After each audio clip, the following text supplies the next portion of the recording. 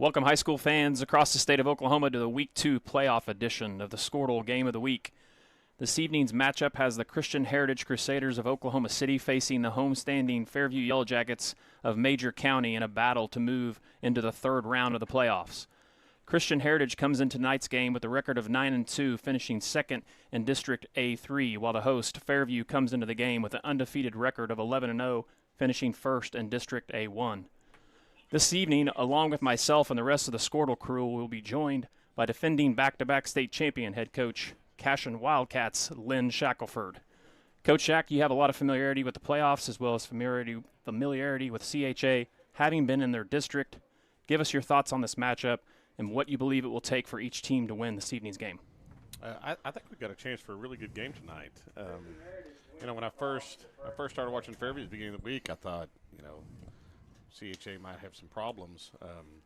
But the more you watch them, you go back and watch CHA. I think we played them week 7, and they've gotten better since then. Coach Franks does a good job for them, and good teams get better the longer the season goes along. So I think what'll be interesting is I don't think Fairview's played anybody that has athletes like Christian Heritage does. So they're going to match up with them pretty well on the outside.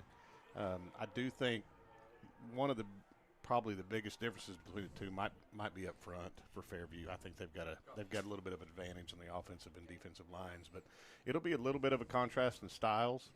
CHA's they're gonna play with the tight end. They're gonna play with 2 running backs. They're gonna try to run the football, max protect, let their quarterback number 10 Zach Harris take some shots downfield. He's got a couple of wideouts, Nate Hines and Jay Cale, that are both pretty good, and they'll give him some time, let him throw the football, and then.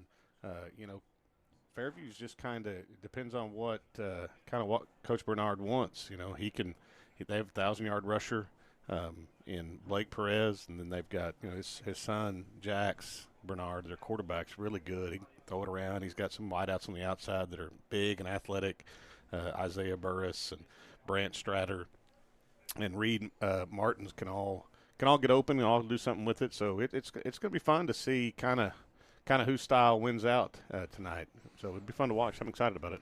Yeah, you bet. One of the big questions always typically in the playoffs is you have all these different districts, and everybody kind of throughout the year has their assumption or their opinions on, whose districts are better. And a lot of times you get to see that actually unfold in the playoffs. One of the things I like about the cross-districting and how they do that in the playoffs. And, we obviously first week of the playoffs last week, we saw some surprises in a lot of different classes, but A3 is a district a lot of times that kind of is kind of the one that people circle as, having a more competitive district. And it's like you said before, depending upon, who you match up in a district and, what kind of team you have.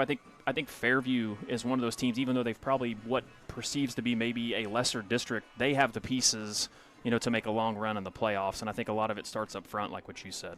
No, I think for sure they do. I mentioned this on the Pick'em show the other night. They've got a really good recipe for small school football. If you've got 50 kids plus playing football, and you've got guys that don't necessarily have to go both ways. They've got probably 4 guys on each side of the ball that only play one side. A lot of their offensive linemen just play offensive line. That's a huge advantage in small school football. And they've got a good quarterback. They've got good skill kids. So they've got a really good chance to do some damage. The thing that I think is a little bit overlooked is they haven't been past this round in a while, and I don't know that any of these kids were on the team that went to the semifinals a few years ago. So, it's this round 2 when you match up with another district's second place team or another district's first place team, that a lot of times this round can cause some problems. So I'm excited to see kind of how Fairview attacks CHA and vice versa. See how Coach Franks and Christian Heritage kind of what their plan is for Fairview tonight. Well, one of the things that we definitely got is the weather. We've I know you obviously are on the sidelines every week, and I kind of felt like when is winter going to occur? I mean, Tonight. Yeah, because we called a lot of games, and some places we went, we had to be outside, and the evenings were gorgeous, beautiful. We didn't have any kind of we didn't have rain delays this year, and then all of a sudden last week, freak snowstorm hits, and that was crazy. And then this week it feels like we're in North Dakota playing a game, but that's kind of what it's all about. So yeah, they always say if you're playing when it's cold, then you've accomplished something. So it'll be fun tonight. Yep. I'm looking forward to it. Obviously, Christian Heritage will be kicking off to Fairview as we get this thing started.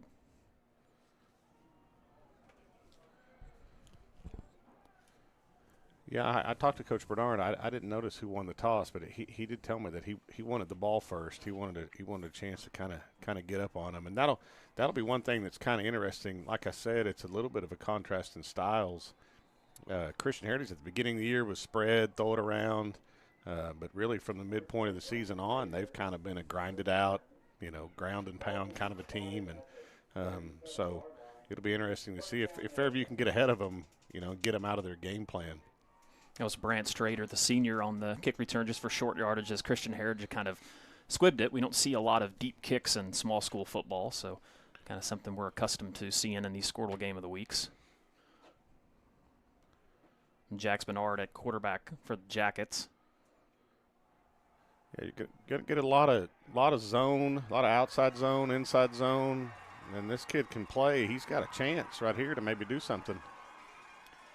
And that's 25. The Perez kid's good, man. He really. I saw him before the game. He's a really good looking kid, and if they can get him rolling with Bernard throwing the football, the Crusaders are going to have some issues. His running style is unique. He's kind of a big upright type runner, which a lot of times you don't see in these spread offenses typically. But Fairview, like you said, they like to run power game stuff out of it, and obviously you have the Houck kid back there to be a lead blocker with that big line up front. Yeah, they're both in the backfield right now, Houck and Perez. So that should be interesting. Ooh, good trip up tackle there on the edge there by CHA. I believe that was number 3. I will say this about CHA: they run to the ball really, really well. The Hill kid is good, can run. The Hale kid that plays safety kind of does a really good job of kind of cleaning things up. And you'll notice he'll kind of creep down in the box a lot, and they'll put 7, 8, 9 guys in the box as much as they can. Play some man on the outside, so there'll be some chances for some throws on the outside just like that. The first pass of the game, and Bernard connects with Martins on the edge. Martins is another big weapon for the Yellow Jackets.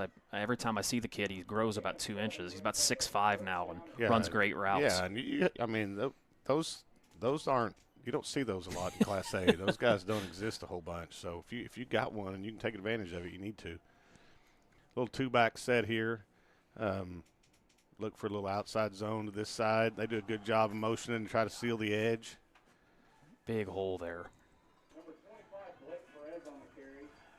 Yeah, you watch Fairview, and they're just, up front they're 225, 235, 275, 235, and Class A football, that's, like I said earlier, it's just a really good recipe to be successful when you got those big guys up front that you can just lean on. A lot of seniors next to their name too. Yeah. Ooh, that might be a flag. Yep, that's a flag. I tell you what, the Bernard kid's good, man. He's sophomore, but he does a really good job of getting the ball out of his hands. He knows where he wants to go before the ball's snapped, and I don't think his dad's telling him. I think he's just doing a good job of kind of seeing, maybe he's got an option. I'm either working the right side or the left side, but whatever side he picks, he does a really good job of getting the ball out of his hands quickly. Well, I know you talked about that this week leading up, kind of in preparation when you watch some film. I know, obviously, you have a lot of familiarity with CHA, but you mentioned that about Jax, about just the kind of decision-making. I believe he's completing over 70% of his passes on the year. That's phenomenal. 72%, which is crazy. CHA needs to get a stop here, and they're not going to. Touchdown by Perez right up the middle. Yeah, not a good start for the Crusaders on the road. And with 9:53 to go in the first quarter, the Jackets take the opening kickoff. About 65 yards for a touchdown, and Perez was the main guy there on that drive. Yeah, they did a good job of getting him loose, especially on the first play of the game, and it did a good job of taking advantage of some one-on-ones on the outside, which I think they're going to get all night. I think if you're Christian Heritage, you're going to have to keep guys in the box to try to slow down Fairview's run. So if they can't stop them with 8 in the box, it's gonna be a problem. Looks like they have offsides on CHA, so Fairview will probably re-kick.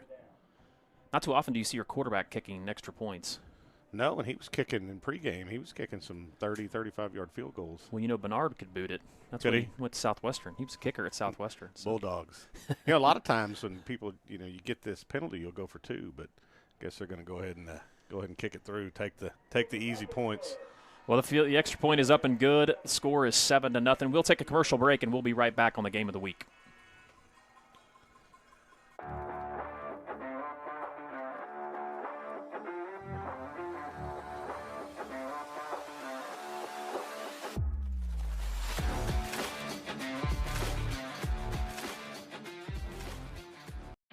The thing with car buying nowadays is just how many options there are when it comes to where to actually get a car. Dealerships, websites, auctions, private sellers, and so on. But knowing exactly where to get your car loan makes it all much less stressful. That's where Communication Federal can help. There's a reason we're known for auto loans around here. Lots of car options, lots of places to buy, but only one choice for an auto loan. Communication Federal Credit Union. Is your school or booster club looking for ways to fundraise? Let Downtown Threads create a custom website to showcase all your school apparel. You pick the design and the garment, we do the rest. We will handle all the payments and cut you one check when the website is closed. Call today, 580-237-7060. Downtown Threads, proudly supporting all local high school athletes. Back to the action. Pettis will be kicking for the Jackets. He had that ball laying on the ground. It's like the old watermelon kick, so they used to call it. He had teed up. The ball trickles out of bounds around the 30-yard line, so that'll be a penalty. It'll be CHA's ball. And, when you come to Fairview, you a lot of times see celebrities, and we're graced with a celebrity in the house tonight, in the box with us. So Coach Van Meter, he is a legend in these parts. So Coach Van Meter figured out it was cold outside. All right, well, we'll see. If you can kind of find 33 for Christian Heritage if he's in the game, and a lot of times he'll lead you to the play. A lot of times he'll take you to the football.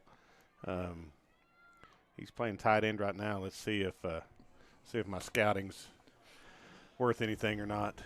We talked about this when you were prepping. I really like 20 Gilchrist. He is nice play call. Great call. Little screen. Yeah, he's got a chance. Really good start for Christian Heritage, getting the ball to the running back, Kai Davis. That was a great play call. Great play call. Take advantage of some nerves for Fairview. Want to try to get to the quarterback. And now, did you guys see a lot of screen game stuff from CHA when you played them earlier in the season? We really didn't. They just kind of grounded out on us. Hit a couple of big plays. That's one of the things I told Coach Bernard. I mean, if you can eight. It is good. He can run. He's a lot faster than you think he is, and he got behind us a couple times. They hit us with some play-action passes, which are pretty good. But handoff again up the middle. Yep. Much better. I think you're going to have a hard time making a living just running it right at Fairview. Yep, especially that kid, 12. Yeah. I mean, the Howe kid's good. Their inside linebacker, the Gilchrist kid is really good. He's not very big, but, man, it just seems like he's around the football all the time. And 25 and 12 on the outside are issues. Little spread formation for CHA. There's right behind 33 again. Good tackle off the edge. Really good tackle by 22. It's going to be Micah Winans. Yep, Micah Winans, who's got 90 tackles on the season, which is pretty crazy. Fairview speed too. That's one thing you notice from them. You talked about their size and physicality, and they've got speed. At the linebacker position and in the secondary too as well. Yeah, third long right here. You're probably in a two-down situation, so might be a slant on the outside, maybe sprint out, try to throw a little comeback. There's a little slant route to 8. Ooh. Had him.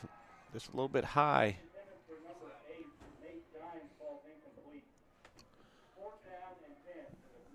Yeah, that could have been big right there for CHA. Now, tell me a little bit about in these games. One thing, if you haven't played, which, obviously last week CHA played in a snowstorm that all of a sudden appeared out of the middle of nowhere, but that ball gets so hard. Yeah. It is a little different to catch. And the thing that is kind of unfortunate is no one's practiced in this. Yep. You've only played in it. Last week it was nice, and it was cold Friday night. This week it was nice all week, and then cold today. So you don't get a chance to really, feel what that's like. We got a little flag on the side over there. Maybe a hold on number 4. This could be a big break for Christian Heritage. Of course, I can tell you just being a pupil of Coach V since he's here in the box, if it hits you in the hands, you got to catch it, right? Whether it's feels harder than a rock or, that's no excuse for that. That's what they say. This is kind of a big call right here. It looks like it's going to be on Fairview. Yeah, it came out from the side judge over there, kind of right around, where the flags lay in over there by the numbers. So it'd be interesting to see what happens here. Looks like we got a personal foul. Whoa. Yep, defensive holding, which is a 15-yard penalty. And we did get a card earlier in the game from this crew. Should have been a 15-yard. I don't know, a personal foul that's a 9-yard penalty. That's kind of strange. Yeah, but nevertheless, 4th and 1. See if they don't try to pound it in here behind number 33 on the left side.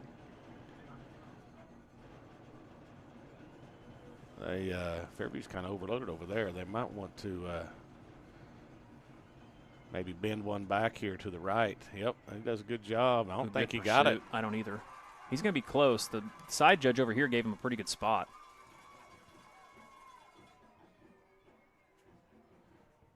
Yeah, that's the thing. That's thing. short. That's the thing about CHA too. They don't run their quarterback very much, so it you can kind of just tee off on that running back on that that zone scheme. Looks like we're going to measure. What's your philosophy on short yardage? I know a lot of times it aggravates people with the being in gun and not having somebody up under the center. Yeah, they didn't get it. I think. Wait a minute, they did get it. They're giving it to him, yeah, because the nose of it's right over the ball. First down, CHA. Wow, that's a big call. You got to be who you are. I Sure. mean, if you don't ever take snaps under center, and then you do that on 4th down. I'm being a fan. Yeah, I mean, yeah, it makes a lot of sense if you can just quarterback sneak it in there. But yeah, and you see that like we saw the Bills the other day in an NFL game. Josh Allen's not used to being up under there, and he fumbles the snap and. Tell you what, Fairview's playing a little 2-man on defense and basically just kind of daring CHA to run it, and they can't run it right now. This is be kind of curious to see how CHA tries to attack this, but you got 2 safeties deep and just press man underneath and about 6 guys in the box, and CHA's struggling right now to run the football, so they're going to have to get a little creative and try to find some ways to get some yardage. I mean, other than that screenplay, they've kind of had a hard time. Ooh, that was a good move. Yeah, 8's good. He's got over 1,000 all-purpose yards, almost 1,000 yards receiving, which is about half of CHA's receiving yardage this year. So he's somebody you need to know. 8, 33, kind of need to know where they are and have some eyes on them. So Schrader was there to make the tackle, but kind of got juked out of his shorts a little bit. So. We got third and about 6. Got a little shift here, maybe trying to get an advantage on the edge. Hold, CHA. This one's coming back.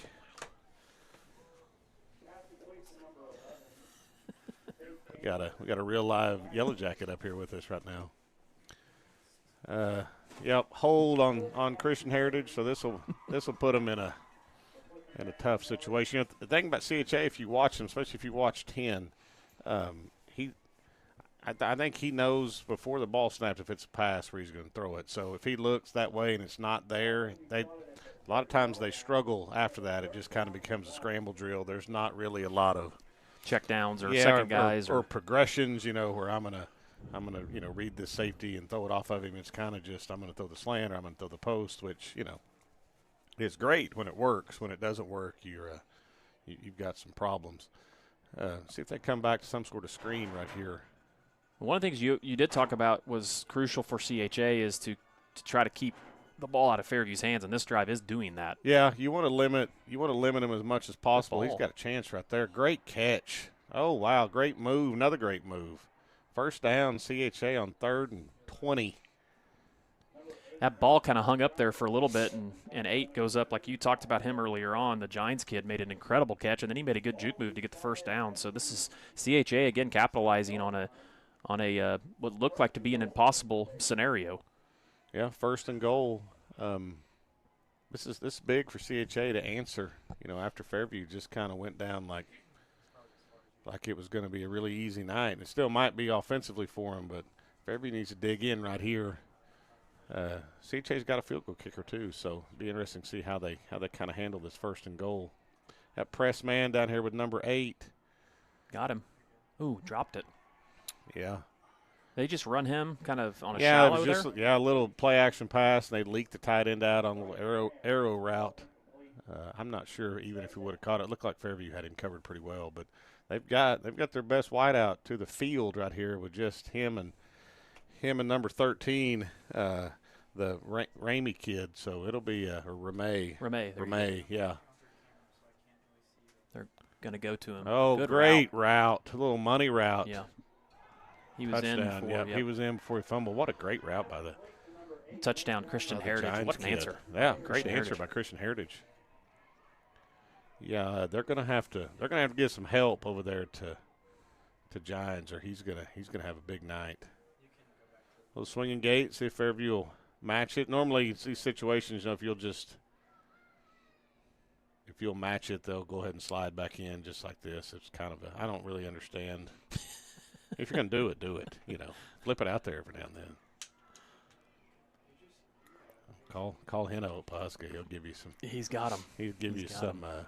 The swinging gate. Yeah, some tips on how to do it. Ringling was a big swinging gate team this year, which was.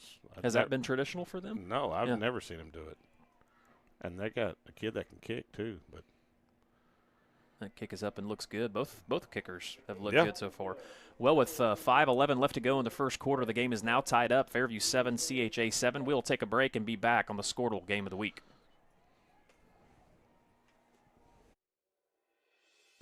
Back to school.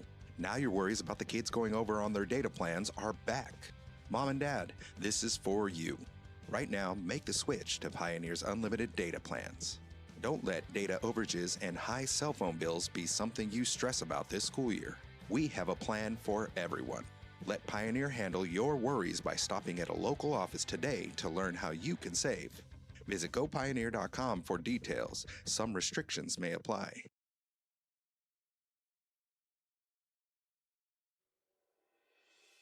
Back to school. Now your worries about the kids going over on their data plans are back. Mom and Dad, this is for you. Right now, make the switch to Pioneer's unlimited data plans. Don't let data overages and high cell phone bills be something you stress about this school year. We have a plan for everyone. Let Pioneer handle your worries by stopping at a local office today to learn how you can save. Visit gopioneer.com for details. Some restrictions may apply. Welcome back to the Squirtle Game of the Week. Playoff round 2 in Class A. Christian Heritage and Fairview both on their first possessions put points on the board. It's 7-7, 5 to go in the first quarter. Now, Shaq, I want to hear your philosophy on special teams because it's kind of a racket in small school. And I know a lot of times it's just because you're specialists, because of your numbers, you don't get to have specialists typically. But it seems like when any school has a weapon at kicker, it's a major advantage. No, for sure. 100% it is. But, the problem is, there's two problems. Number one, how much practice time do you want to put into it? Mm-hmm. because normally it's all the same kids. Yep. That you're playing, and if you can't kick it, if it's just so inconsistent, then it's kind of one of those deals where you just kind of hope for the best, and but if you've got a kicker that can place it, different places, you can at least kind of dictate, where you want to put your better guys on coverage. Fairview's kind of spreading it out here to start. Ooh, big hole. Yeah, big hole inside run. Goodness. Yeah, this is a lot of more of the same. CHA is going to have to figure out a way to slow Perez down, or they're going to. Well, Fairview's size up front. I mean, they're just wallering huge. on They him. are. Just leaning on him. CHA isn't very big. Their roster didn't have weights on it, but their defensive line's tall. They're athletic, but they just don't have the same kind of size. So they're going to have to be good at getting off blocks, and a little trap here for Fairview, and he's got a chance. Yeah, they're gonna have to walk some. They're gonna have to walk some guys down. Problem is when you do that, now you're one-on-one with 6'3" and 6'4" on the outside. And I tell you another kid we haven't even talked about yet is the Burris kid, who might be the fastest kid out here. He's down here at the bottom, one-on-one with a whole bunch of grass. Might be a good time to take a shot here. Oh, going to run a little screen. Straighter on the edge. Yep.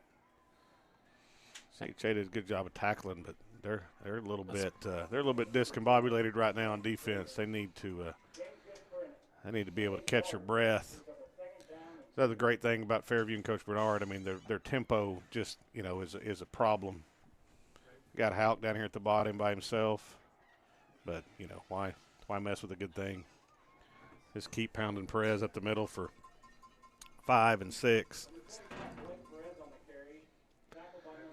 It just looks a lot easier for Fairview right now than it. CHA had a great drive, but they had to overcome. Well, they got a penalty that helped them out, and then they made a great catch on 3rd and 20. A little sprint out, and they got him open. Good tackle. Well, oh wow. Yeah. Well, that's a tough part about Houck when you get him the ball on the edge. I mean, he's not easy to bring down, especially if you have a smaller player. Oh, yeah, him. and you got, the Wentz's kid from CHA, number 21. I mean, I kind of feel bad for him. I mean, he's down there on the island by himself because they got to have so many guys in the box to try to stop the run.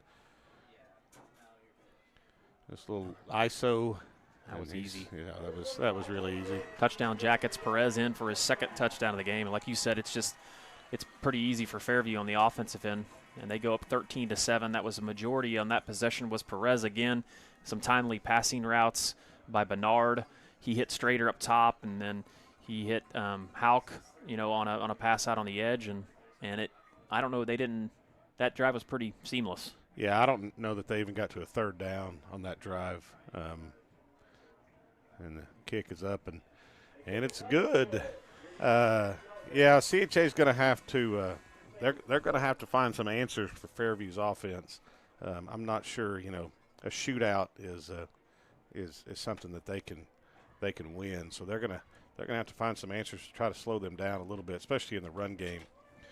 But that's the problem. What do you kind of pick your poison with Fairview. But I think I'd try to make them beat me throwing it, especially on a night like tonight. Well, so, there's always a lot of questions throughout the year, as the season goes on. One of the questions for Fairview is they had a great season last year and lost in the 2nd round to Tonkawa, and obviously Tonkawa was a great team last year too as well. But, putting up big numbers against teams all year, I don't think anybody's played within maybe 3 or 4 touchdowns of them. I believe Moreland was their closest game, and I think in that game they actually had some kids out during that game too as well. But yeah, I watched some of that game too. They turned it over way more uncharacteristically than they had in some of their other games. But they really look the part tonight, especially on the offensive side of the ball. No, they do. And the thing with football, and any coach will tell you this. There's that watermelon kick again, which has to be a took disaster. A big bounce. Yeah, this is a problem. They don't have anybody blocked.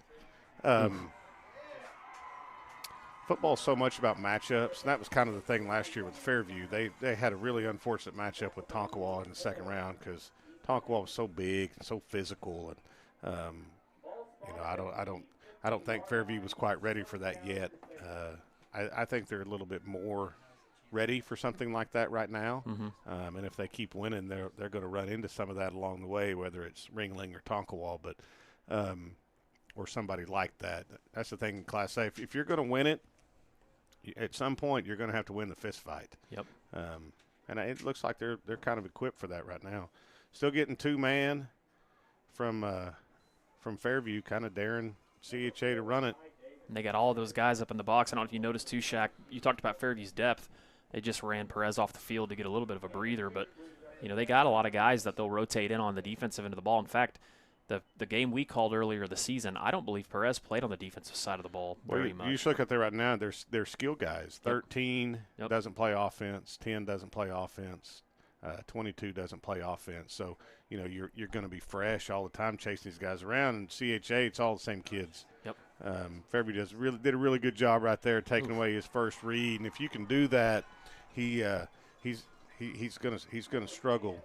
And that was Pettis there on the tackle. Yeah, Harris does a good job. He throws a really good football. It's really catchable, but he's kind of a catch and throw it guy. And when you can take that away, that a lot of times this year they've had some issues. Fairview needs to find number 8. Needs to find the Giants kid right here. I'd be shocked if there's not one guy down and one guy over the top of him, which kind of looks like they have down here at the bottom. So probably need to go to somebody else. Yeah. We're going to call hold. Going to call another hold. So Shaq, some people out there asking what 2-man is. That's man with 2 safeties over the top, right? So if you look, they're basically playing press man with every one of CHA's wideouts, and then they've got 2 safeties deep, which the theory is you can, which Fairview's doing a little bit too much right now, but they're being really physical with the wideouts. Gotcha. Try to get them off their. Get them off the route, make it a little slower, and you can tell your defensive backs, hey, you've got safety help deep, so you've got you got help on a fade, you got help on a post. You can trail the receiver afterwards, so comebacks and out routes and hitch routes become really, really hard to throw because you've got a defensive back that's playing underneath him because he's got help over the top. It's a great defense if you've got the athletes to do it, right? If you can hold up inside, sure. Because you're because you're kind of leaving the guys in the middle. You look at Fairview right now. I mean, they're playing 6 in the box. Yep. So that's the thing. Yeah, if you can, the numbers tell you if you have, if you see 2-man, then run it. Yep. If you see 1 high, then you need to throw it. So 2 high here, you need to run the football. But Houck's right there. Houck's right there. They're struggling to do that. I'm pretty sure if you watch, I think they're taking 12 wherever 33 goes, which is working out pretty well for Fairview right now. The Houck kid he doesn't look like a high school kid. He definitely doesn't look like any high school kids at Cashin. Well, and I talked to Coach Bernard before the game, and he mentioned he was getting a few looks, but I've told you this, haven't seen him earlier. I just don't know how small schools aren't looking more at him, and he's a fantastic student. Yeah, that's a great throwing cat. Fairview was draped all over him right there. Pass completed off the edge to number 11 there for CHA for a gain of about 7 or 8 yards. But like you said, good throw and catch there, but they're still in a situation where they've got about 3rd and 4. So what do you call here, Shaq? Are you trying to find 33 and maybe throw something to him out and off on the edge? Well, it depends on if you're going to punt or not. Which I don't know that I would punt it and give it back to him. Looks like they're going to score anyway. Try a little screen to Hines. Nice. Great call. The Giants kid can play. He's really good. You gotta know where he is.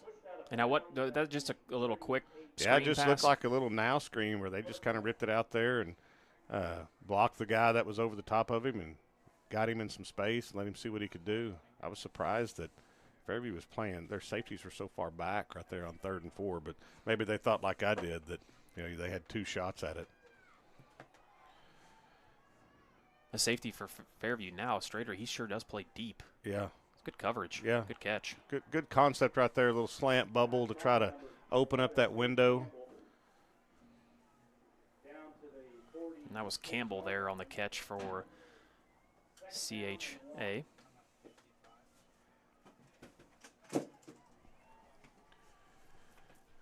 You can see Christian Heritage did a good job, too, using the play clock, not getting in a big hurry. I would, if it was me, I would try to give them 3 to 4 possessions a half and hope you can get hope you can score and stop them once. There's taking a shot in the double coverage. Oof. Oh, had a chance. Campbell had to play defender that time. Yep. On second 2 or 1, I like that play call, though, trying to get something deep Yeah, there. might as well take a shot.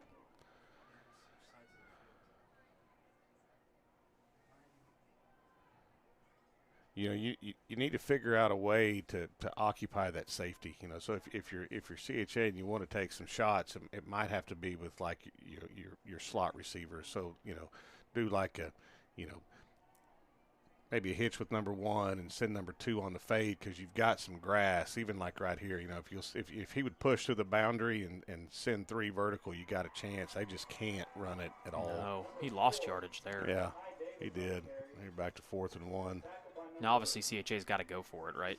Yeah, you have to. I mean, you couldn't even get him to a 3rd down last time. I wouldn't be surprised here. Maybe you try to draw them off sides and, I don't know, maybe call a timeout. How much time's left? They're going to go to the now sideline. You're going to go to the quarter, take an opportunity to try to figure it out. This is a huge play coming up for Christian Heritage. Well, that'll end the first quarter of this second round Class A playoff matchup between Fairview and CHA. Fairview leads 14-7. We'll be back shortly on the Squirtle Game of the Week. With over 24 flavors of iced tea, HTO is your new destination for the best premium water and iced tea in all of Oklahoma. Offering around 500 drink combinations and half-price tea during happy hour, this is your ultimate tea playground. With a location open in Ardmore and numerous locations coming soon, including the Village in South Oklahoma City, be sure to stop by HTO and experience the best tea you've ever sipped on. The High Plains Insurance Agency takes pride in keeping up with many changes in the crop insurance industry and keeping their insurers informed of these changes. The goal is to help each farmer customize their crop insurance to meet their needs. Thanks for your continued business. And remember, call Amy, Carissa, or Danny at High Plains Insurance in Medford and Loyal at 580-395-2447 or toll free at 1-800-346-4056 for a quote today.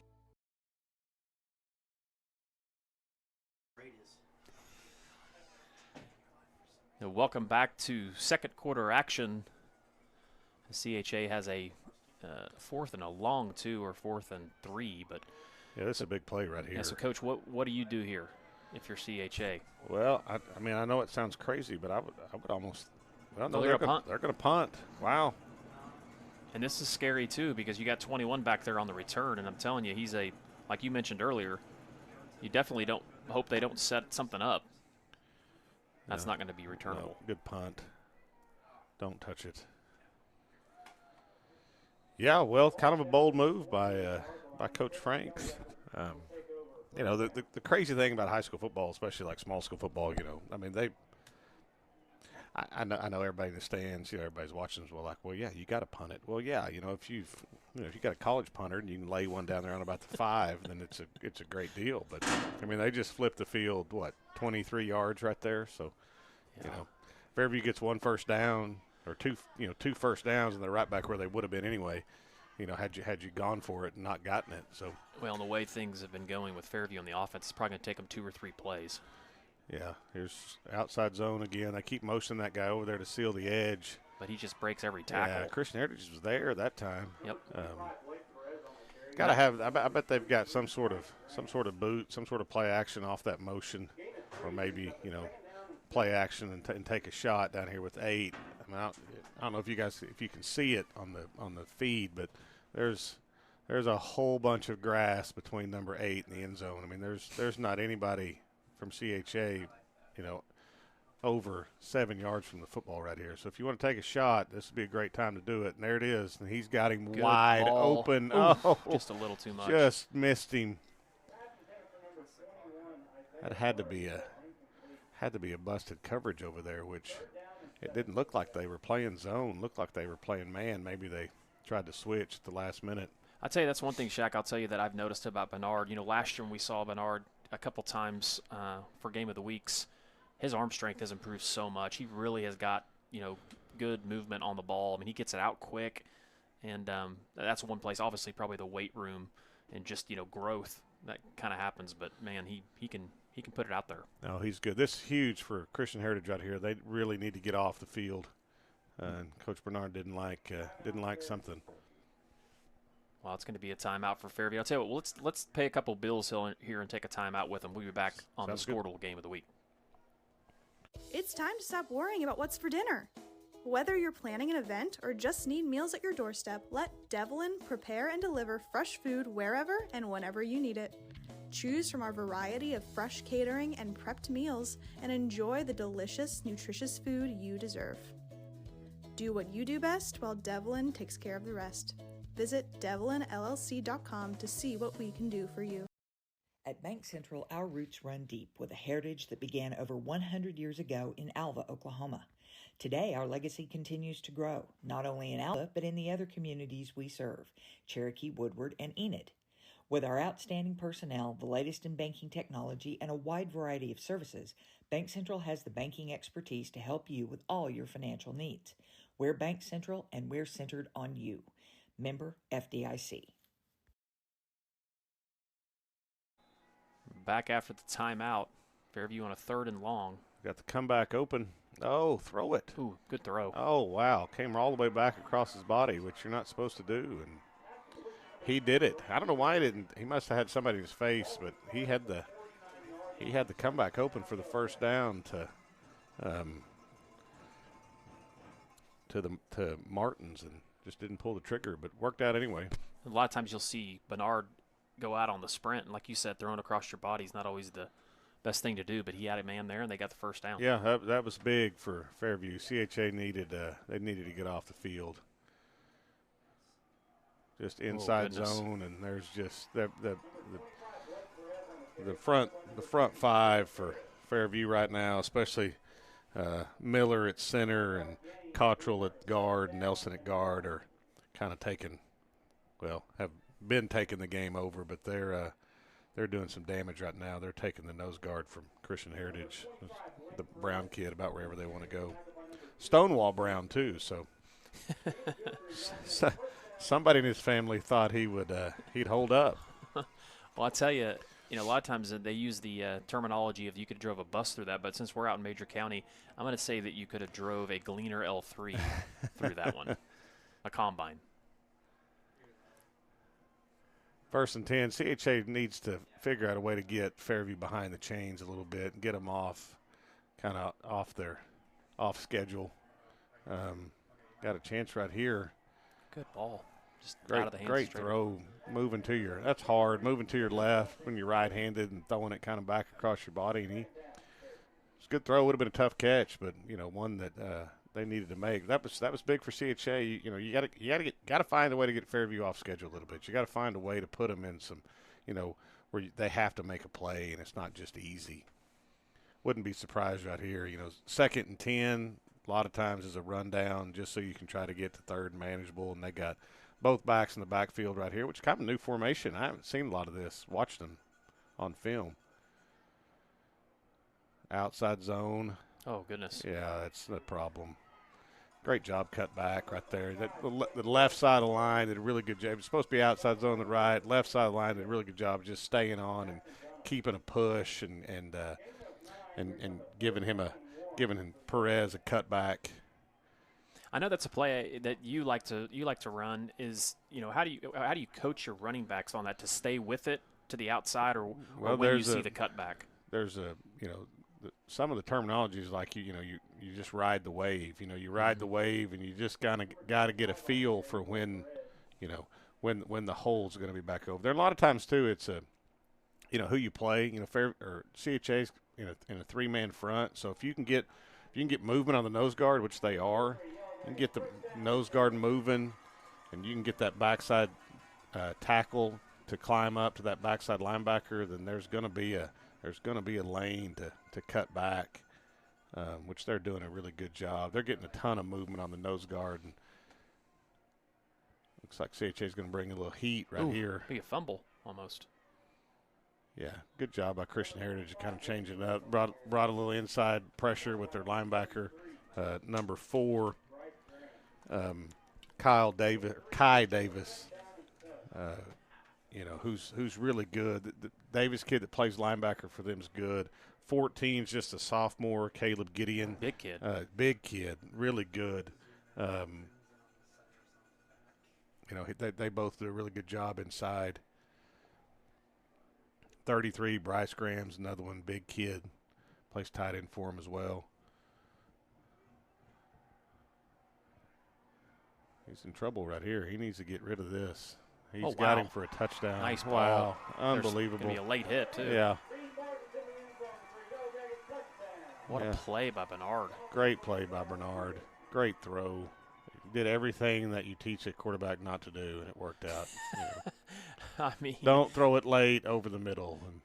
2 times Bernard looked like he was in a bad situation and completed a pass. First time to Strader for the first down on 3rd and long, and this time from about 35 yards out, he sprints to his right, almost the out-of-bounds line, and throws the ball back across the middle of his body for the touchdown. And now Fairview takes a 20-7 lead with 8:39 to go here in the second quarter. Yeah, and they roughed him, so they're going to watermelon kick this thing from the other side of the 50.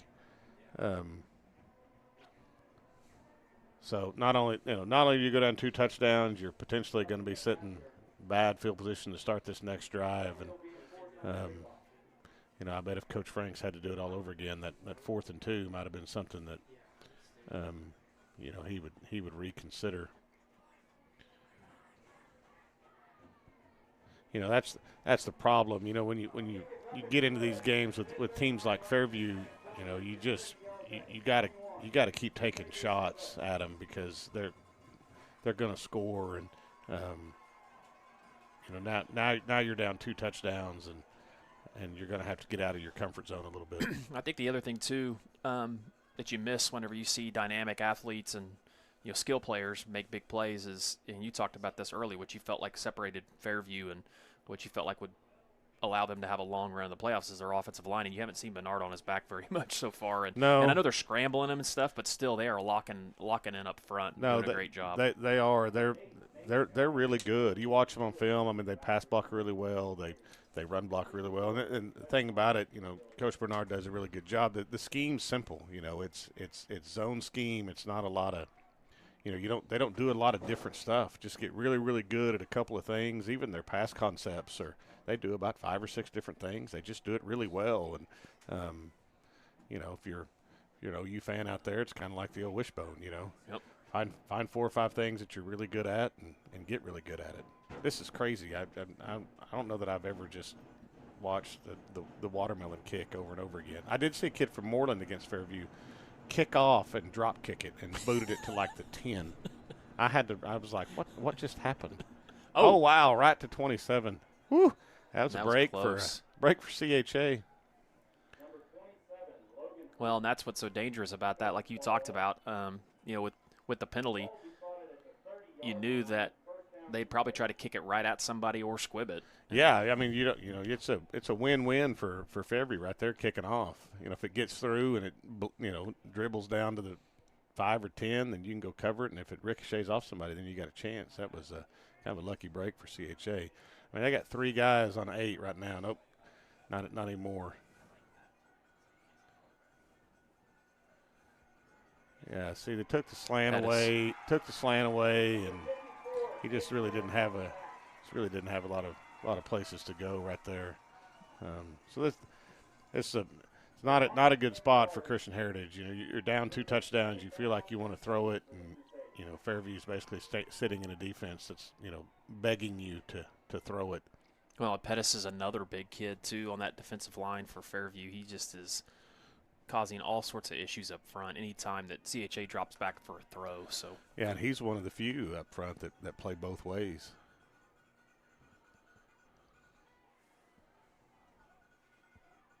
Yeah, see, I think they had a screen called there that was red. It looked like anyway. 3 and 11 down here at the bottom were the Hill kid, and they were blocking out here.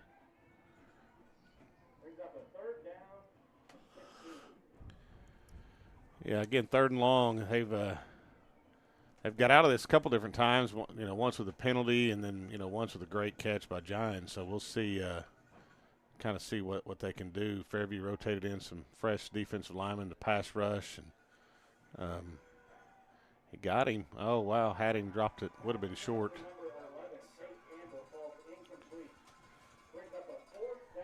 Yeah, that you kind of get the feeling like it's about to maybe slip away from Christian Heritage. 7:14 to go in the first. Yeah, 7:14 to go in the half. They really needed, at the very least, get a couple of first downs right there just to eat up some clock. And they, had 2 sacks and an incomplete pass, and then not a great punt. Not a great punt. Either. Yeah, that's what I mean. You just flip the field 15 yards punting it. So Fairview's going to get the ball back around the 40-yard line, and obviously Fairview has not been stopped yet, and scored 21-7 with 7 minutes to go here in the second quarter. Yeah, CHA needs to stop right here. They need to find a way to get off the field. First down's big.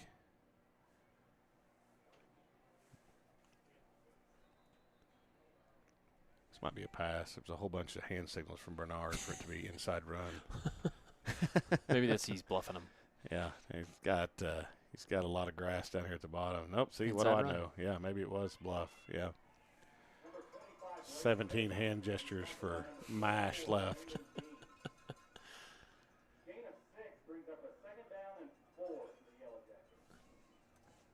If it works, right? That's another 7 or 8 yard gain for Perez. Perez is averaging about 8 per carry right now. Yeah, he's got Burris down here at the bottom if he wants to take a shot. Looks like he's going to. Got him. And he's got him for a touchdown if he catches it. Oh, that's twice he's had him. Burris looks like he's a little shaken up. Maybe did he land on the ball? Maybe he did. He didn't. He doesn't really like a lot of the help that he's receiving right now from. So 3rd and 4, 2nd and 4 is easy. Take a shot because now you're 3rd and 4. You got two chances to get 4 yards, and with Perez averaging about 6 yards a carry, this shouldn't be stressful for Coach Bernard. Little trap, little weak side trap for Fairview. Looks like it's got a first down. Perez is just a beast. I mean, he's 6 foot 200 pounds. He looked bigger than that when I saw him before the game.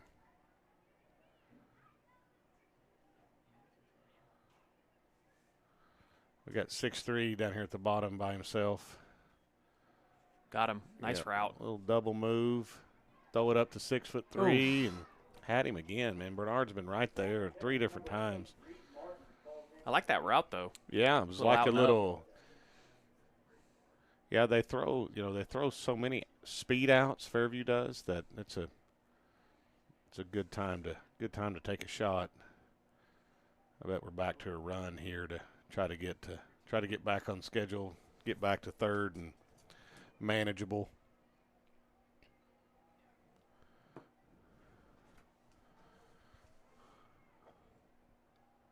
Yep, CHA's just cutting them now. Yep. Got tired of getting mashed. Just make a pile. Right? Right? Yeah, I mean, you got to do something because just saying, hey, take on the double team isn't working. They've also made a substitution up front. They've tried to get a little bigger up front.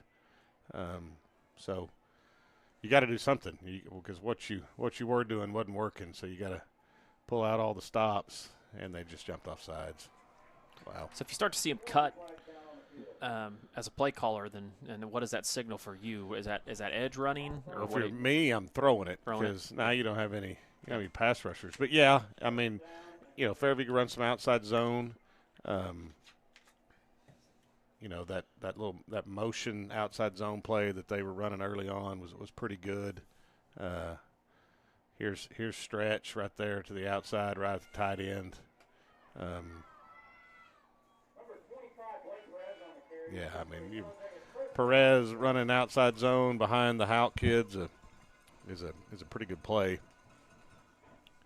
I don't know that they need to call anything else, but I'm sure he will. And that's going to make it first down and 10 from about the 11-yard line. Yeah, so they can get a first down without scoring a touchdown. CHA's got to find a way. You get on 3 scores, and you're going to have a tough row to hoe to get back into it. Ooh. Great block. Great block. A little inside split zone, and the Houck kid just annihilated number 2, Jake Hale, who's an incredible football player, and he that was 6'3", 225 pounds of angry. A touchdown Fairview. So now Fairview takes the 27-7 lead with 5:30 to go here in the second quarter. And like you said, Coach, not enough opportunities for CHA. And here's a squib, but it looks like Bernard may have a chance to get in for 2. He's in for 2, yeah. Add insult to injury. That's one thing about having, your quarterback, two of your best players back there, one of them holding it and the other one kicking it. Well, 5:30 to go here in the first half. Fairview leads 29-7 over CHA. We'll take a break and be back shortly on the Squirtle Game of the Week. At Maples Nixon Diesel Horse, we've helped a lot of people, and our goal was to treat each and every person like a friend. And as a friend, we've got your back always. We understand what you're going through. Being lawyers is what we do, but it's not all that we are. We care.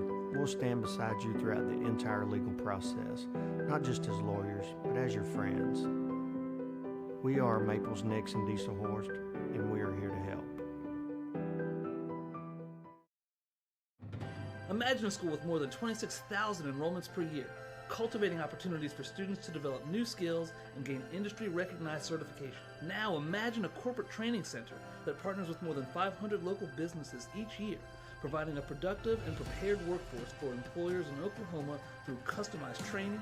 Now, imagine a community resource who believes our business thrives when our community thrives. We aren't just the local VOTEC, we are Autry Technology Center. And we're back with Pettis kicking off. This time it'll be returned by number 14 for CHA. That is Caleb Gideon, the sophomore. That's a big return for CHA here. Yeah, it really was. It'll be interesting to see how CHA kind of approaches this. I mean, obviously you got to try to go score, but at the same time, you really don't want to give Fairview the ball back. So with 2:51 left. Is that right? 5:21. 5:21. You're seeing the reflection. Yeah, I was trying to read it backwards. So it's right here, Shaq. I got you. Okay. So 5 minutes. Yeah, I might run it here just to get the clock rolling.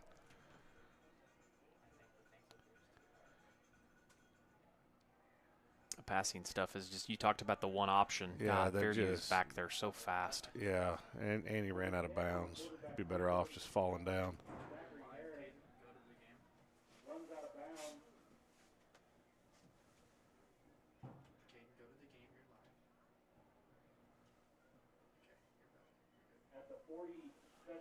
So it's going to be 2nd and 15. The clock stopped.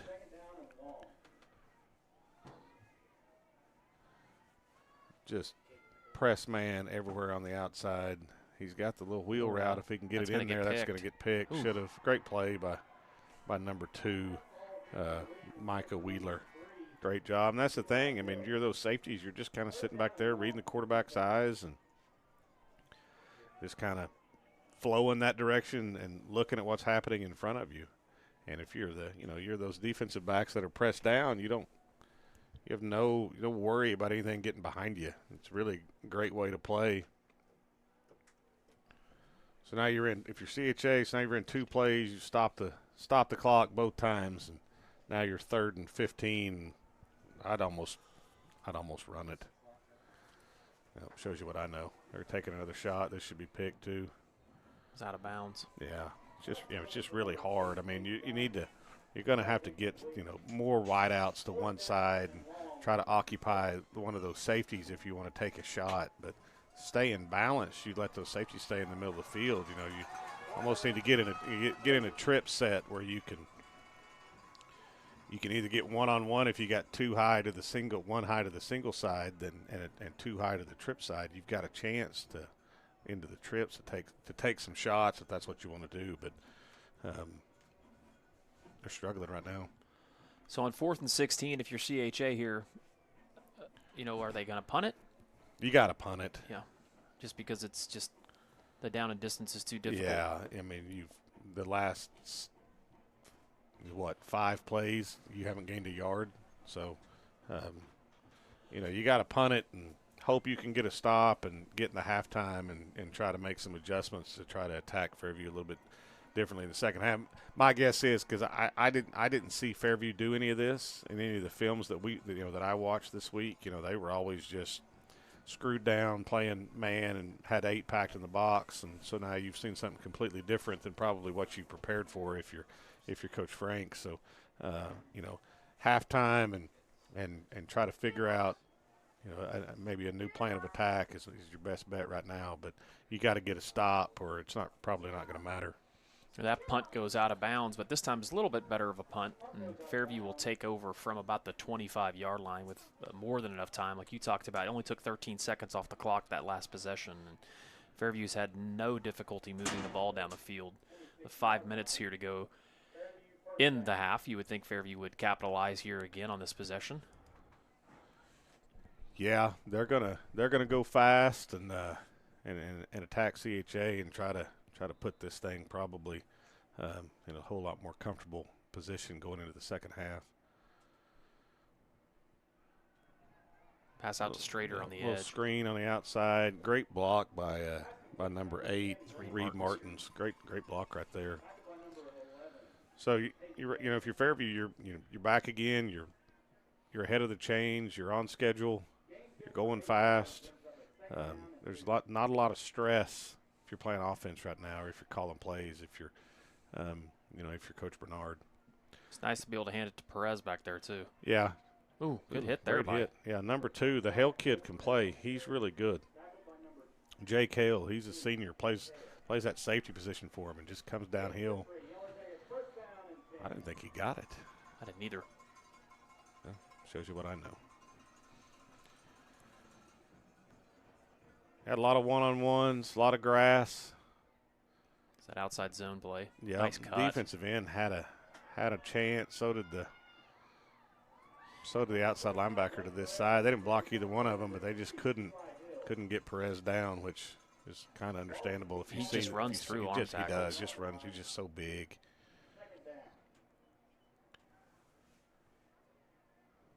So they've got one-on-one up at the top with Burris anytime they want it. Maybe a timeout here. Nope. How much time's left? 3:48. 3:40. Yeah, you got plenty of time if you're Coach Bernard.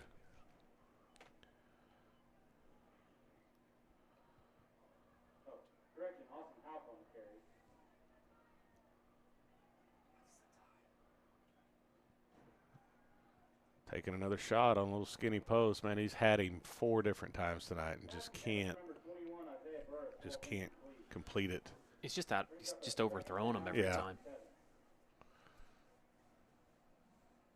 Yeah, I don't know if, father and son talk about football at home or not, but maybe just a little bit. Maybe they try to leave that at the office, but if they do, that could come up tonight. Son, what are we doing? So 3rd and long, probably 2 downs right here, maybe a run to get it to 4th and short. Nope, sprint out. There goes the comeback. Ball. Had really either one of them. Really great concept right there from Fairview. Sprint out, shrink the field to read it, and they do a little curl. A lot of people run curl wheel on sprint out. Fairview will do that some, but they'll run a curl with number 1, and then that wheel route will turn into basically a stop route at the chains, and it's really hard to defend because you're so used to, if you're that corner on that side, that safety on that side, to seeing post wheel and curl wheel that you kick and run. And Coach Bernard's done that. We played him in 18. They ran that concept really, really well. Ooh, nice. Yeah, like this little screen. Little tunnel screen. Yeah. I bet they come back and fake that and throw the vertical off of it. If Reed would have waited just about 2 seconds. He had a lot. He had 2 blockers come out, you know. Yeah, that's the that's the hard part about those tunnel screens is getting those receivers to be patient and waiting on those linemen to get there. They just want to catch it and get upfield. And like you said, if he'd have waited another second, that probably would have been a touchdown. CHA brought the gash right there. Oh, they're just all over him and can't get him down. I mean, if you're CHA, you might as well just gas pedal every time and maybe you can get a tackle for loss or get a sack or, something. But they need to stop here. Motion, there's going to be that outside zone play again. Nice. Look at that hole. Look at the hole. Man. Wow. That is great blocking off the edge, and Perez takes it about 30 yards off the edge. So Fairview now goes up 35-7 with still about 2:03 to go in this half. Yeah, the right guard Riley Nelson and the right tackle Caden Pettis, they did a great job getting movement right there and opening up that huge hole for Perez to run through. And this is starting to get away from the Crusaders a little bit.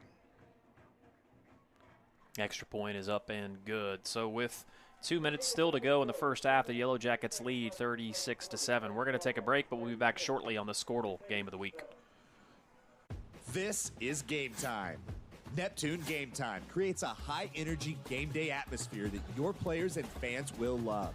Every song in our database is 100% lyric safe, which means you can stop screening music for good. Game Time also provides custom messaging to help you promote your upcoming events, concessions, and event-specific announcements. And it gives you the opportunity to sell sponsorships on your station that will generate revenue for your athletic department. Amp up your game day with Game Time. This is your moment.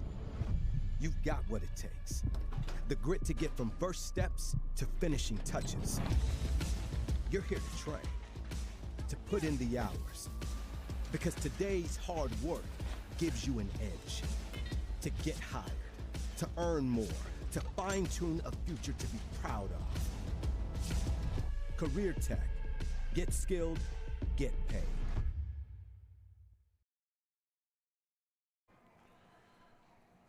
We're back here with 2:03 left to go in the first half, and Fairview is just all over the Crusaders of Christian Heritage.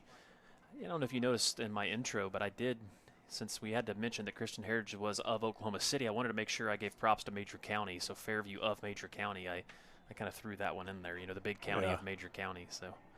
Oh, that hit him. You better pick it up. Oh, goodness. Oh, wow. He got just drilled by Wheeler there.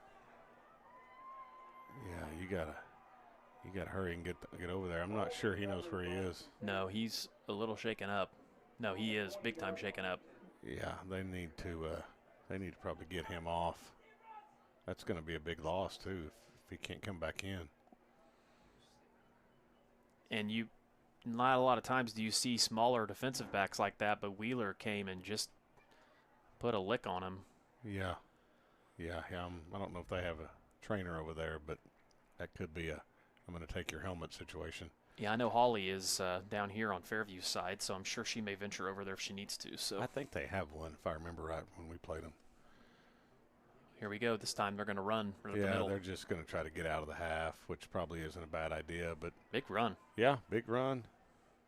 And that's number 9 this time for CHA.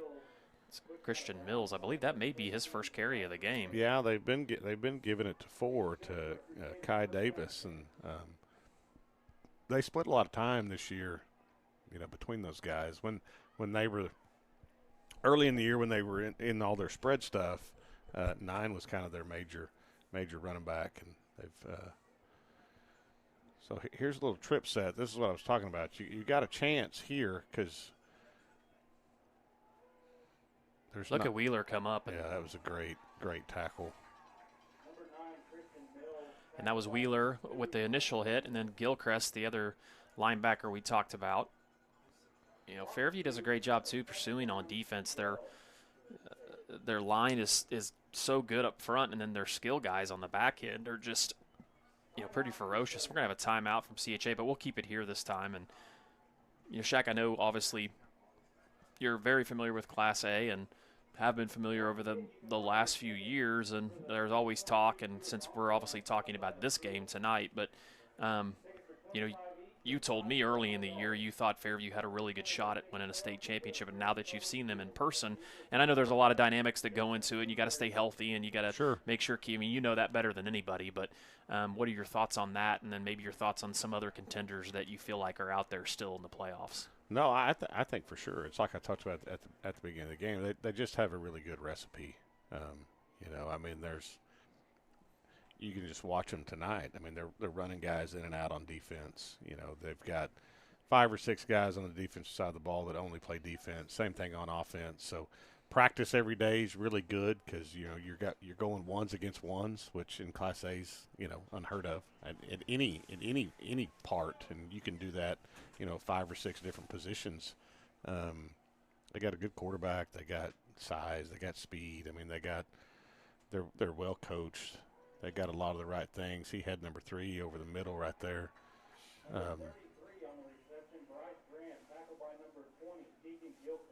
that time Fairview stayed in that man too, like you were talking about, and those two safeties get really deep. Yeah, they're just going to live in it, the rest of the game now. Looks like they may. I mean, they're bringing. I mean, it's a 4-man rush. That might be a hold. Yeah, he got tackled. I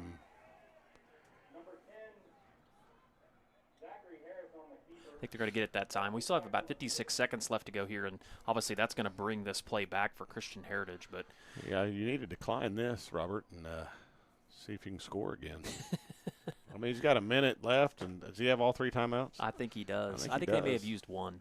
Yeah, they have 2 timeouts left. So, yeah, all the fans that are out there that are still tuned in to listen, obviously the Fairview fans, you guys won't want to miss the halftime show. I'm going to have Coach Van Meter on. We're just going to chat about some things. So I think that might be worth a listen. Yeah, I'm going to go eat some pizza. What about the Alyssa Antwine made sure she hooked us up again, and Mark Rogers probably isn't tuning in and listening tonight, but she knew Mark wasn't coming, but she wanted to make sure you got experience her peanut butter bars that she makes. So I'll have to go check it out at halftime. Somewhere where it's warm is where I'll be. So we're going to have a punt here from Heritage, and I promise you with 57 seconds to go, that is plenty of time for Fairview to get the ball back in the end zone the way they've been. That's a heck of a punt there. Yep. Burris will return this one. Yep, he's got a chance too. So you got to go 60 yards in 45 seconds. That they were kicking field goals at this end before the game, and he was pretty consistently good from about 27 yards. So really, you obviously like the score. I'd kind of be interested to see if they could just get it down to about the 15 or 20 and kick a field goal. Yeah, let Bernard kick a field goal. So you've got some options with 2 timeouts. We'll see what kind of defense they get from Christian Heritage. If they get the 8 in the box, press down man, they're going to be able to take some shots. Looks like that's what you're going to get. And they're going to take some shots. Nice ball. Great throw on an out route and dropped it. Just looked it in a little too long there by Martins. Yeah, he had him. That would have been big. So you got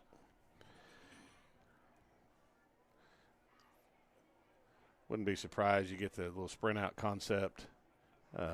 Maybe a screen, something safe. You talked about the middle of the field being open based on alignment. I wouldn't be so sure I wouldn't run Houck on something. Well, I guess 2's over the top of him right now. But yeah, they did a better job here. They really didn't have anybody over him last time. There he was. That's what they were looking for. Yep. Good run. Well, yeah. CHA gets the sack there. That was 33. A timeout by Fairview, so that's a tackle by Bryce Graham. He's one of the guys we had circled as one of CHA's better players. But, man, we have not mentioned his name very much tonight, and that's not good. Obviously, CHA trailing by 4 scores already here in this game, but the not hearing his name is not a good sign also for CHA. No, it's really not. They've really struggled defensively tonight to really find a lot of answers. So far this drive though, they've got them in 3rd and long right here. So we'll see. See what kind of playing Coach Bernard has right here. I think they may be giving away a car at halftime, Shaq. Did you put your name in that drawing? No. Why did no one tell me about the car giveaway? Well, Jensen's a fantastic dealer here in Fairview and been around, family-owned dealerships, been around Fairview for a long time, and I believe that's what they're doing. And I believe all the proceeds from it, if I'm right, go back to the school, I think, as far as what they're trying to fundraise for the giveaway. Yeah. So 3rd and 10. Sell it back to them and pay off my car would be a win for me. Nobody back. I bet here comes a little sprint out. Yep. Oh, nope. Nice Screen. play call. Ooh. No. Yeah, three's going to be a hard block over there on the edge. The heel kid at outside linebacker, if you're throwing Bubble over there, he about killed one of our kids when we tried it. He's just so big and physical and screws down over your number 2 receiver. It looks good on paper and on film, but reality is you're going to have a really hard time dealing with him long enough to get the ball out there. So good stop by CHA. They're going to get the ball to start the second half. So, they got a little bit of life left in them. See how Bernard can punt. He's a decent kicker. Not a bad punter either. Nope. That's going to, I'm not probably sure. let that bounce. I'm not sure I would have caught it, but.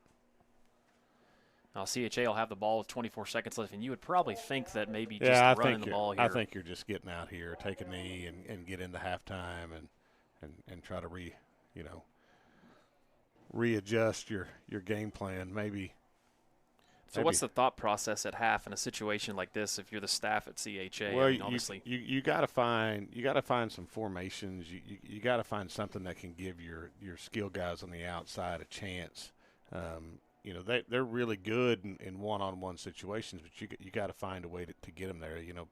Early in the year they were 2x2 and 3x1 and empty, and they would throw it around, and so maybe you go back to some of that.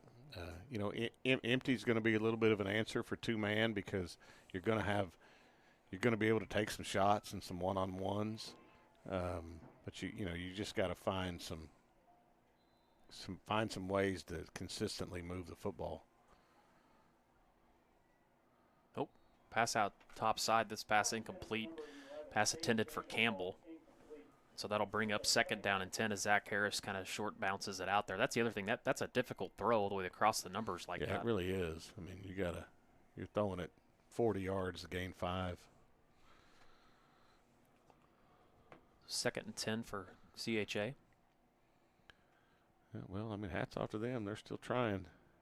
Great throw. Pass outside to the edge from Harris to Campbell this time. So Campbell gets the 1st down. 15 seconds to go here. And like you talked about. They're going out swinging. Yep. Maybe trips. Yeah, see, I think some stuff like this could be good for them. I know Fairview's playing a different defense right now, but it just gives you some one-on-ones. And that ball was tough throw. Yeah, overthrown that time by Harris. So that'll bring up 2nd down with just 10 seconds, about 11 seconds here to go in the half. CHA's got a field goal kicker. They kicked like a 36-yarder to force overtime against Hinton. Yeah, we saw him earlier on. He kicked those extra points that he kicked looked really good. Well, the extra point he kicked, I guess. I take that back. How about OCS beating Washington at halftime? Wow. What is happening tonight? She'll pass this time out flats to number 3 for CHA. That is Eli Hill, and Hill moves forward about 7 yards, but that's going to end the half. And so at the end of the first half, and make sure you stay tuned in, Coach Vamianer and I will talk some old school stories about Fairview and Fairview sports. So we're going to go to halftime. Fairview leads 36-7 over CHA here in the 2nd round. Actually, we are not. There's going to be a timeout, so there's still going to be time on the clock. But we will take a break with them, pay a couple bills, and then we'll be right back for the last play of the first half. This is your moment. You've got what it takes. The grit to get from first steps to finishing touches. You're here to train, to put in the hours, Because today's hard work gives you an edge. To get hired, to earn more, to fine-tune a future to be proud of. Career Tech. Get skilled, get paid. Dr. Devin Nightingale is your chiropractic choice in North Edmond with easy access from Cashion, Guthrie, Luther, and all the Oklahoma City surrounding areas. As a former college athlete. And we're back. We'll have one play left to go with 3 seconds to go here in the half, as we didn't realize CHA called a timeout. Good timeout by CHA. Yeah, I guess maybe they're going to see what kind of arm he's got. Pass is complete to Campbell, but that's just not going to be enough before the half. Help the stats. Yeah, so now we'll start back over. As I said again, we will, wow, Bixby's up 56-0 on 8.5, but the score is 36-7. Fairview leads at halftime. Be sure to tune back in here shortly as Coach Van Meter and I will talk some old Fairview stories on the Squirtle Game of the Week. Dr. Devin Nightingale is your chiropractic choice in North Edmond with easy access from Cashion, Guthrie, Luther, and all the Oklahoma City surrounding areas. As a former college athlete, Dr. Nightingale understands the importance of a fully functioning body to gain that competitive edge. Also certified in prenatal and pediatric treatments, Dr. Nightingale sees all types of patients, ranging from 2 weeks old to 97 years old. We offer conservative treatments to get you back in the game, whether you're a weekend warrior or a professional athlete. So give us a call at 405-471-5565 for a free consultation today. Dr. Matt Dieselhorst at Dieselhorst Sports and Orthopedics can help you get game day ready. Dr. Dieselhorst works with athletes of all ages, taking a coordinated approach to accelerate return to play and maximize athletic performance. His work with pros in sports training, injury prevention, bracing, functional rehabilitation, and imaging works seamlessly with his medical and surgical expertise. Get started by going to Dieselhorst Sports and Orthopedics. Let Dr. Matt Dieselhorst get you back on the field, backing all Oklahoma athletes on the field and off. Ready to get back in the game? Great news. The movement experts at Physical Therapy Central can help you find relief and results and keep you off the sidelines. With over 30 convenient locations across Oklahoma City and beyond, contact PT Central today at ptcentral.org to see a physical therapist. Scott Streller and team have been proudly serving the Edmond community for over 30 years. At the Streller Agency, we take pride in offering premier service and the highest quality insurance available. Auto, home, life, and more. Our award-winning team has over 150 years combined experience to offer, and we're always working hard to make sure you never have to worry and always have peace of mind. So call or visit StrellerAgency.com today for your custom quote. The AMG team is based in Oklahoma City and delivers your organization revenue enhancement through a combination of data science, innovative marketing, and business automation. We think like owners and behave as long-term partners. Delivering measurable results for nearly 20 years has made the AMG team known for our ability to efficiently and effectively execute objectives. We're ready to help raise your organization to a higher level of success, so visit us today at theamgteam.com. For over 50 years, Tulsa Tech has helped people find new career paths, jobs, and a successful future. We've partnered with Tulsa businesses to grow our economy and help train the workforce of our community. During these uncertain times, one thing is for sure. Tulsa Tech will be here when life returns to normal, helping people make their own path. We will get through this together.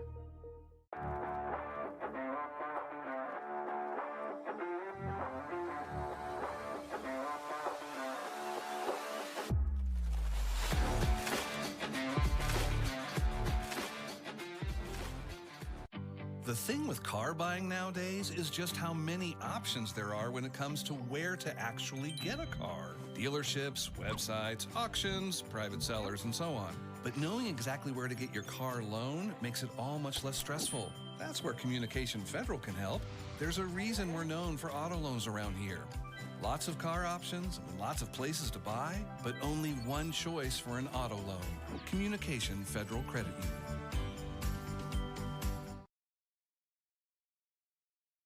Few things. Well, welcome back to the halftime show. We normally don't do halftime shows, at least me, because I don't keep stats, but I have probably the best halftime show we're going to ever have, because I'm going to sit here and talk to Coach V, tell some stories. And And first, Coach V, I want to talk about these kids because I know obviously you've been in the Fairview system for a very long time, and I know some of these kids are near and dear to you because you had them, I believe, in elementary school. And tell us some stories about this group right here and kind of about what you've seen and how they've grown throughout the years up to what they're doing now, which looks like a title contender. Yeah, it does. It looks like they're going to challenge for a state championship, and I wish them all the luck in the world. Most of these kids were in elementary school when I was the elementary principal. The last few years I was in the Fairview school system, and these kids wanted to play football on recess every single day of the year. And there was a few that wanted to do some other things, but, I mean, every day they would come in the cafeteria and say, Mr. Van Meter, you going to play football with us today? And I usually went out and played football with them and was quarterback for both teams because that was easier to go out and do that than, have to break up fights or having to have them all in the office after that because they were so competitive. But you could tell at an early age that these guys were going to be a special group. And they're not only good athletes, they're some of the best kids that you'll ever find, and they've been raised right by really good parents, and they just they deserve all the accolades they're going to get, and I think a gold ball is coming back to our trophy case this year. Well, so far so good is what it looks like, but so I have to just ask you, do you think that maybe caused some of your shoulder problems that you had, maybe? Or is that your golf game? Oh, I think those shoulder problems came a long time before that in high school football when Doug Miller was running over us. He was a senior when I was a sophomore, one of the best athletes to ever come to Fairview, and he went to Southwestern and was All-American. But I think he put some bruises on me that caused that when I was a sophomore in high school. Well, at least you had a good doctor to take care of you. Well, Coach, one thing I have to ask you, because I always get asked to, being a former alumni of Fairview, and Fairview has such an incredible fan base and alumni and people that care so much about their community and their sports. And me being able to still be around sports with Squirtle and traveling a lot and getting to see different games and different teams, I get a lot of questions from people about, what Fairview is going to be like every year. And we intentionally try to come do games, not only just because it's somewhere where I grew up and was raised, but they're also a Squirtle Network partner with us, and we always like to travel places where any of our Squirtle schools are. But you get the question, where does this Fairview team stack up? I don't like comparing teams or stacking up teams. What I'd like to do is talk about some of those other teams and some of those teams that you remember from back in the day, because there's been a lot of really great Fairview teams over the decades that you've been here. Even Coach Shack mentioned the 2018 team, which was a really good football team. And then there were many more before that, but just kind of some of the similarities, the different type. The Perez kid, honestly, to me, he reminds me a lot of Rusty Harmon. Just size-wise, and Rusty runs a little more ferocious than he does. And I don't mean to offend Perez at all. He's a great runner, but Rusty's head was a lot more down at the defender on contact. But maybe just kind of speak on some of those teams and some of the similarities you see between a lot of those great successful teams. And one of the things I want to mention was I saw John Wolgamuth here tonight. And, he was part of a pretty special team here at Fairview also as well. Well, we had a lot of great teams, and I don't like to compare teams or compare players, but Rusty Harmon, along with Wolgamuth and Cleaver and Diesel Horse, I mean, there's just, you could go on and on, Wall, Carbers, just kids all across the board that were just awesome football players. But Rusty was one of those what I call 115 players, and that means that they come along about once every 15 years. I agree. And Rusty was a special player, and Rusty had a heart as big as this press box, and he wasn't going to go down with just one or two guys. It took 3 or 4 to get him down, and he did run hard. But this Perez kid is really, really special kid. You can tell he's probably not as fast in an open field, just a straight sprint, as Rusty was, but he's got a lot of sideways action, and it takes several kids to get him down. And if there's 2 kids on him, he's still running about as fast as he did when nobody was on him. But yeah. He is a special talent, as is a lot of these kids. But I knew we were going to be really good this year. Skill-wise, I knew we had some great kids, the Bernard kid and Strader and Wheeler and all the special teams kids. But the line, you know, a lot of people ask me, you know, how good are we going to be up front? And I said, I'm not sure, but I came and watched us play Alva, and I left here thinking that might be the strength of our football team. Our offensive and defensive line are just doing an incredible job this year, and they need a lot of credit for all the, you know, Perez makes a lot of yards, but he couldn't make them without all those guys up front making the holes for him. But and like I said, these guys, I hate to compare teams, but this team reminds me a lot of the 99 or the 97 team that you played on, your brother quarterbacked. That was a special group, and if Rusty Harmon doesn't break his arm in that first or that second playoff game, we're probably going to be in the finals. I don't know if we would have won it, but I think we would have got a lot farther down the road. Well, and that's some of the things we talked about. Talked with Coach Shack. You mentioned the line. That was one of the first things he said, as being another coach that, you know, watches a lot. He was really impressed with Fairview up front. And then the other thing we mentioned, too, is staying healthy. A lot of people don't realize winning a state championship. A lot of times it's when you're playing your best ball, when your team is healthy, and then you have the right mixture of kids. And obviously, the 97 team I played on, the 99 team, that's near and dear to my heart, too, as well, because that class was a class that was below me, and a lot of those guys were great friends of mine, still friends of mine to this day. And those kids kind of had a different edge about them. You know what I mean? And they were kind of mean. And it kind of reminded me tonight when I saw the Wheeler kid hit this kid on the sideline on that kickoff just a second ago. Reminded me a little of Justin Cameron against Wynnewood, I believe, here one year. Or Plainview is who it was. Yeah. But it takes that. Actually, that was the Vasquez kid. Oh, was it? Okay. But I'm not trying to take him away from Justin because he was a heck of a player too. But that was Vasquez that hit that kid right over here in front of our bench. And I jumped about 4 feet in the air. And that pretty much ended the game or any chances for Plainview to even think they had a chance because they thought they were going to come to Fairview and waltz out of here and still be undefeated, and it didn't quite go the way they had it planned. Yeah. And Shane Vasquez was a big part of that deal. Well, and, you know, it kind of oddly enough, the weather tonight kind of reminds me of that night. That was a really cold night. I remember being here coming back from my freshman year of college and watching that game and watching all those teams. But, you know, one thing you mentioned, you know, is the quality of the kid, too, as well. You know, and you can just tell out here, you know, these kids act right.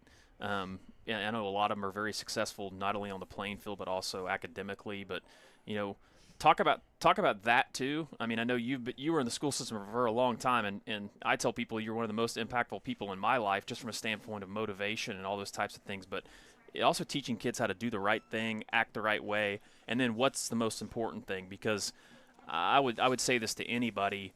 You know, Fairview has produced an incredible kind of alumni, and there's a lot of very successful people out there, and that all starts with the classroom. I mean, and obviously athletics is very important, and it teaches you a lot of life lessons, but the classroom is kind of where it's at.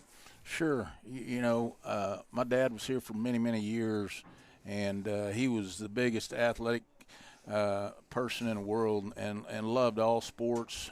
And when he went to hire people, he made sure that they were good classroom teachers before they were even thought about hiring them as a football coach or a basketball coach.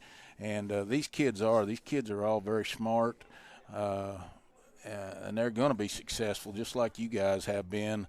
And like I said, they, in all aspects of not just football but in life, they remind me of you guys because you guys acted right, you guys did the right thing, and these kids have grown up doing the right thing, and they're great kids.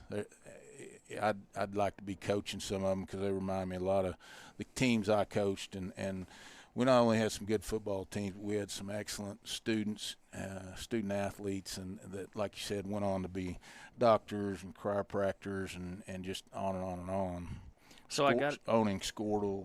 Yeah. Well, I got to ask you two questions before I let you go, before we have to start covering the second half here. So one is, I need a prediction on Bedlam. And if you don't want to, that's an insider deal. And then the second thing is a prediction on the rest of the way for the Yellow Jackets. Well, the prediction on Bedlam is, you know, Vegas doesn't miss too many times, and they keep – it's been that way all week. They've been 7-point favorites, 7.5, I think, up until today or yesterday. And I keep thinking, how in the world I'm the same way. Is OU a 7-point favorite in that game? But I wouldn't bet on either team this year because you never know what's going to happen. But Vegas is very seldom wrong, so I hope they're right this year. So because I'm pulling for the Sooners. But yeah, same here. But I will say this one thing. One thing that OSU and OU fans can agree on this year is we hope neither quarterback gets hurt. True. If If that happens, if they both get hurt, it might be the worst college football game in history. You have to watch that. Might be going into overtime 0-0. Okay, so what's your prediction? I mean, I have a gut feeling, I know, but what's your prediction on the rest of the way for the Yellow Jackets? I don't see anybody stopping them. I don't, and these kids have got some momentum going, and I don't think that's stopping anytime soon. I think they've got a real. I looked at the draw, and they've got a really good draw. I like their chances next week for sure. It's always going to be tough in the semifinals and the finals, but with the kind of heart these guys have and the coaching staff that they have here at Fairview, they're going to, like I said earlier, I really do think there's going to be another gold ball in the trophy case, which would be unbelievable. Well, obviously I'm supposed to be unbiased being a Squirtle guy, but everybody knows I'm an alumni of Fairview, so I hope for the same thing. But I lied to you. I do have one more thing. So tell everybody out there what you do now. I know I see you a lot with hanging out with grandkids and see you around school still with what you got going on. So maybe if people don't know, I know there's a lot of alumni listening, so some that aren't able to catch up with you, maybe you can let them know. Well, the number one thing that I do now, and the most important thing I do, is go see my granddaughters. I got 4 granddaughters, and they're very special. I work as a site superintendent for Joe D. Hall, which is a great company to work for out of Elk City, Oklahoma. Joe Hall's the owner, and I've had a great 4 years working with them, and plan to work several more years with them. And it's a great company to work for, and we get to travel a lot and do that, so it all works. But the granddaughters are the most important thing. And you're a rancher too, right? I have a few cattle, yeah. Well, Coach, it was awesome getting to talk to you, and obviously I had a lot. I mean, honestly, I'm glad you came up here. I had many people texting me and saying, hey, see if you can get Coach V on. Of course, a lot of the questions they wanted me to ask you, I can't ask you on the air, but I'm sure that doesn't really surprise you. Right. But thanks for coming on, and we appreciate it. Me, yeah, you bet. Thanks, Coach. We'll be back here shortly. Jackets. Yeah, we'll be back here shortly after a break. Is your school or booster club looking for ways to fundraise? Let Downtown Threads create a custom website to showcase all your school apparel. You pick the design and the garment, we do the rest. We will handle all the payments and cut you one check when the website is closed. Call today, 580-237-7060. Downtown Threads, proudly supporting all local high school athletes.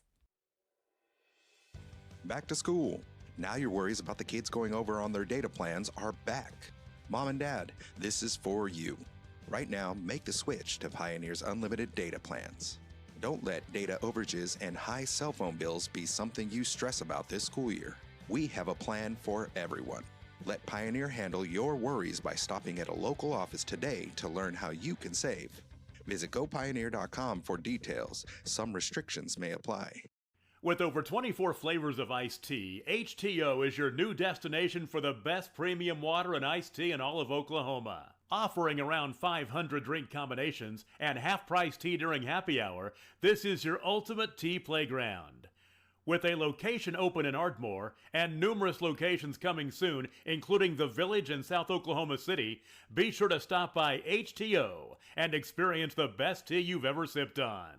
The High Plains Insurance Agency takes pride in keeping up with many changes in the crop insurance industry and keeping their insurers informed of these changes. The goal is to help each farmer customize their crop insurance to meet their needs. Thanks for your continued business. And remember, call Amy, Carissa, or Danny at High Plains Insurance in Medford and Loyal at 580-395-2447 or toll free at 1-800-346-4056 for a quote today. It's time to stop worrying about what's for dinner. Whether you're planning an event or just need meals at your doorstep, let Devlin prepare and deliver fresh food wherever and whenever you need it. Choose from our variety of fresh catering and prepped meals and enjoy the delicious, nutritious food you deserve. Do what you do best while Devlin takes care of the rest. Visit devlinllc.com to see what we can do for you. At Bank Central, our roots run deep with a heritage that began over 100 years ago in Alva, Oklahoma. Today, our legacy continues to grow, not only in Alva, but in the other communities we serve, Cherokee, Woodward, and Enid. With our outstanding personnel, the latest in banking technology, and a wide variety of services, Bank Central has the banking expertise to help you with all your financial needs. We're Bank Central, and we're centered on you. Member FDIC. At Maples Nixon Diesel Horse, we've helped a lot of people, and our goal was to treat each and every person like a friend. And as a friend, we've got your back always. We understand what you're going through. Being lawyers is what we do, but it's not all that we are. We care. We'll stand beside you throughout the entire legal process, not just as lawyers, but as your friends. We are Maples Nixon Diesel Horse, and we are here to help. Imagine a school with more than 26,000 enrollments per year, cultivating opportunities for students to develop new skills and gain industry-recognized certification. Now imagine a corporate training center that partners with more than 500 local businesses each year, providing a productive and prepared workforce for employers in Oklahoma through customized training. Now, imagine a community resource who believes our business thrives when our community thrives. We aren't just the local Votech, we are Autry Technology Center. This is Game Time. Neptune Game Time creates a high-energy game day atmosphere that your players and fans will love. Every song in our database is 100% lyric safe, which means you can stop screening music for good. Game Time also provides custom messaging to help you promote your upcoming events, concessions, and event-specific announcements. And it gives you the opportunity to sell sponsorships on your station that will generate revenue for your athletic department. Amp up your game day with Game Time. This is your moment. You've got what it takes. The grit to get from first steps to finishing touches. You're here to train, to put in the hours, because today's hard work gives you an edge. To get hired, to earn more, to fine-tune a future to be proud of. Career Tech. Get skilled, get paid.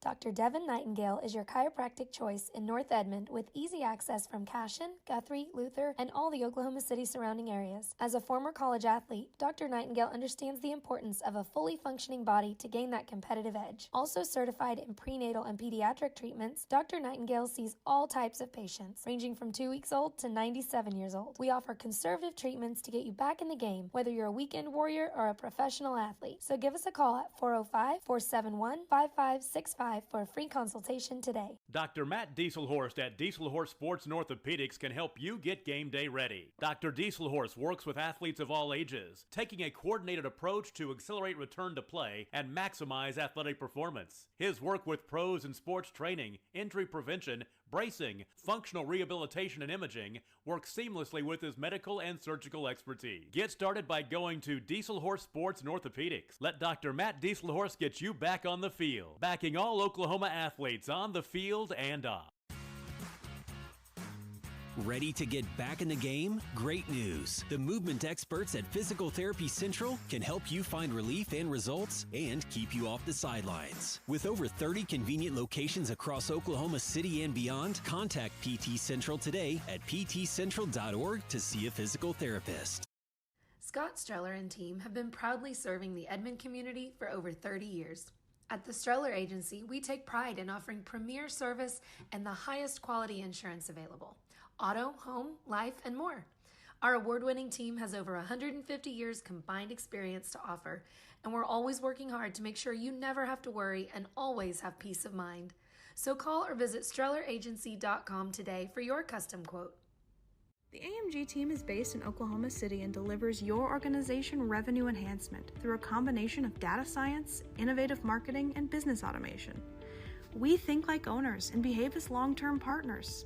Delivering measurable results for nearly 20 years has made the AMG team known for our ability to efficiently and effectively execute objectives. We're ready to help raise your organization to a higher level of success, so visit us today at theamgteam.com.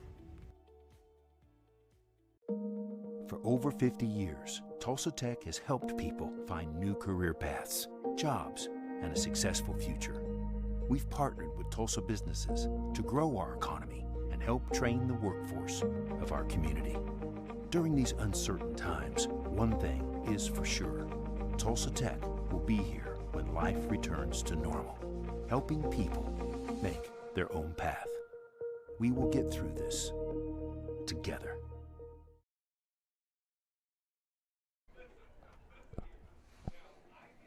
Welcome back to the second half. Looks like the camera up top is frozen.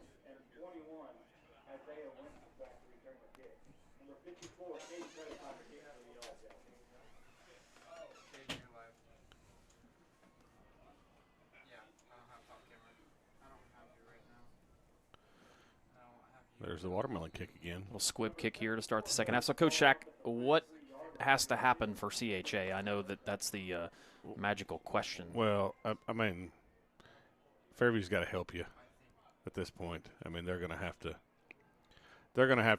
get some turnovers. You're going to have to,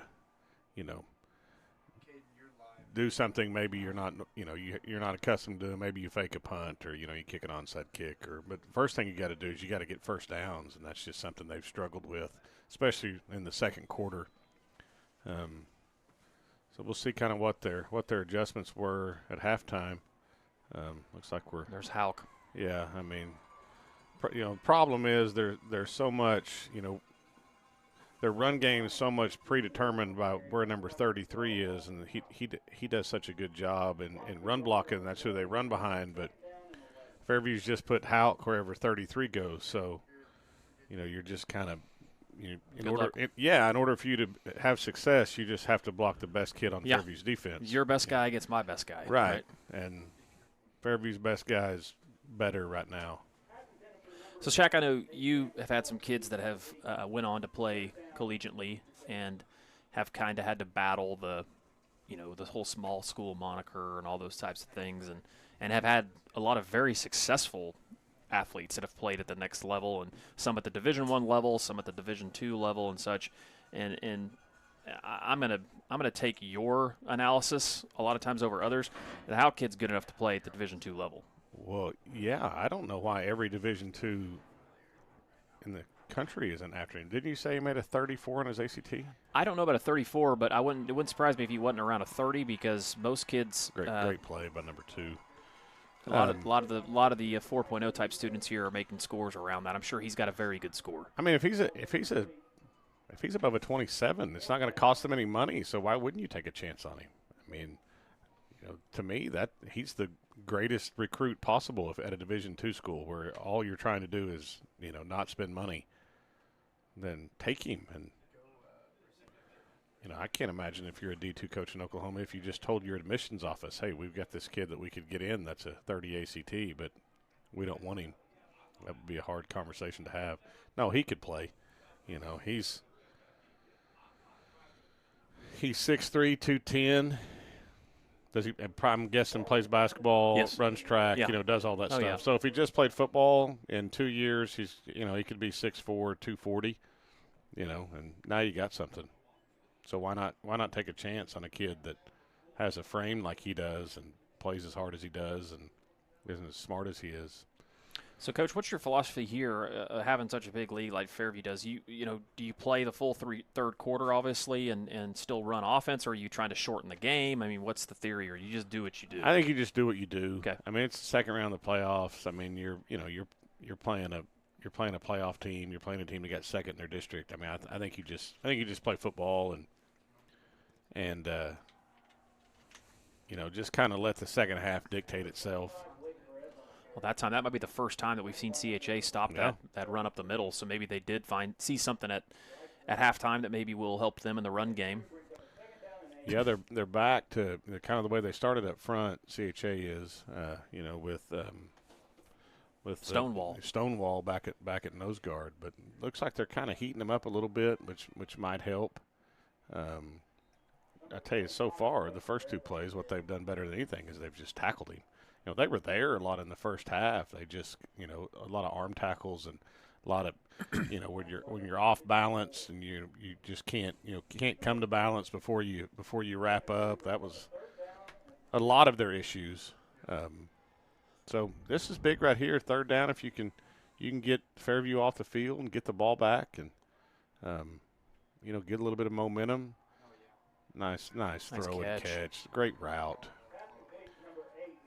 Timing right there is really good. That's one of the things I noticed watching film is how good they are timing on some of their quick game stuff on those speed outs like that. And that's a speed out to the field. I mean, that's That's a 35, yard throw that is just right on the money.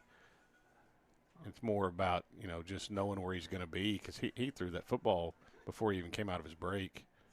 That's a good contested catch there by Martins. Yeah, it was. It was. I mean, they did a good job of covering it. But now, now you're back 1st and 10, and if you're CHA, you got to regroup a little bit right here. And good route. Nice job. Looked like a little RPO where they showed a little zone scheme to the left and threw the slant and read that inside linebacker into the boundary. Tempo right now is a problem for CHA, trying to get lined up. And Halk up the middle. Yep. They're doing a better job, though, so far, second half, stopping the run. Talk about the RPO. I know a lot of people, fans that are out there, you see it in so many levels of football. I know it's a big part of what you guys like to do when you have the right personnel. Yeah, and such. It's a really good. It's kind of like it's kind of the modern day zone read. If everybody remembers, watching like Vince Young run the zone read for Texas, and watching some of those guys. That guy that was at West Virginia, what was his name? Yeah. Anyway, Geno Smith. No, he was West Virginia. He was, but Yeah. It's not the guy I was talking about. It's when Rich Rod was there. Yeah. It's just a way you can throw the football off of a run scheme. It's a run play where your quarterback's reading a specific guy maybe that you can't block in the run game. Kind of like running the option. If you can't block them, then read them. It's kind of the same mindset. Nice job getting out to Halk in the flats. Got a tackle. I mean, they have him for, a 4-yard gain, and he gets, 25 yards. And Fairview's rolling up and down the field. But to go back to the RPO, it's just a way you can throw it. It's quick game stuff. It slants, outs, fades, maybe a glance, like a skinny post where you can read a safety or read an inside linebacker, and if they run fit, then they're opening up a window that normally wouldn't be there on a pass. And it's just another way to take advantage of it. It works really well, to be honest with you, when you play teams that are really well coached, because they see run game and they run fit like they're supposed to, and you can kind of take advantage of that.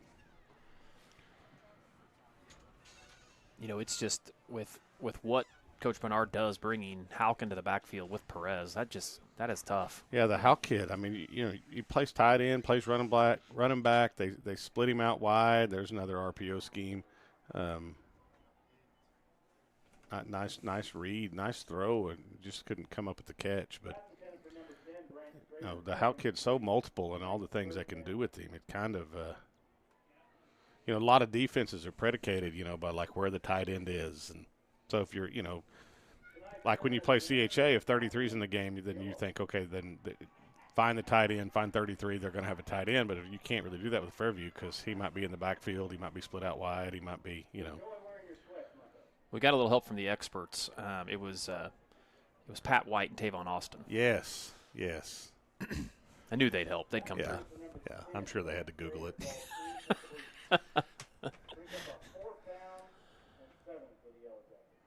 So, talk about in your coaching career, I think one of the first trips that you ever made to Fairview, and I remember it was back when I was actually on the staff with you. We played here, and it may have been the single greatest day of rainfall in the history of the world. I mean, it rained like 9 inches. During the game. Yes, it was miserable. It was awful. And I made the mistake of telling the kids during the, before the game, during the talk, it was like, it's going to rain the same on both of us, But it didn't. Like, it seemed like every time we got the ball, it rained harder.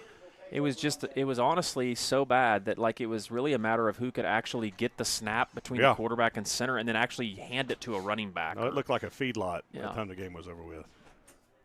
I can tell you, the farmers out here would love some rain right now. So. Yeah. Big stop by CHA there to get the ball back, keep Fairview from scoring. See you, Coach. You bet. All right. So if you're CHA, you gotta find a way to get the ball in the end zone right here. You got to get some positive yards. There's some quarterback run game. He ran the wrong way. They had quarterback coming back this way. Yeah, you gotta try to find. That's the thing on quarterback run game is you should be +1, especially if they have 6 in the box. I mean, you should be at least either even or +1 in the run game, which is what you want. But just having such a hard time. They spent the whole game at 2nd and 12 and 2nd and 13, which is really hard to call plays and really hard to execute when you're here. There's a little slant bubble concept again, which has been working for him. And Strader read it. He was just a step late. Good pass over the middle to Campbell for about 14 yards. Yeah, if he comes down to 10 instead of 14, that slant route might hit him in the chest. He could take it in for a touchdown. It's now 3rd and 1 here for CHA. This is a big down for them, obviously, with just 6:40 to go. Here in the 3rd quarter, Fairview still leads 36-7. Yeah, I mean, I think this is almost 2-down territory if you're CHA. You got to go for it here if you don't get the first down, unless you take a sack. Nice job there, scrambling around, getting the first down. Great tackle over there, but Harris runs around long enough to get the first down and move the chains and keep a little bit of hope alive for CHA right now. Their pace needs to quicken a little bit, though.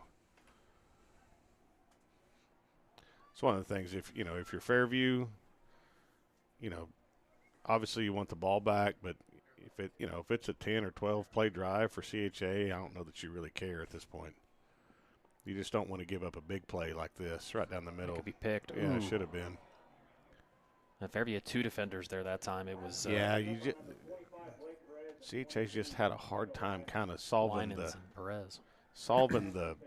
too high safety look. It seems like everything they throw is towards those guys. They don't really even have to move. You've got to figure out a way to get them off their mark a little bit.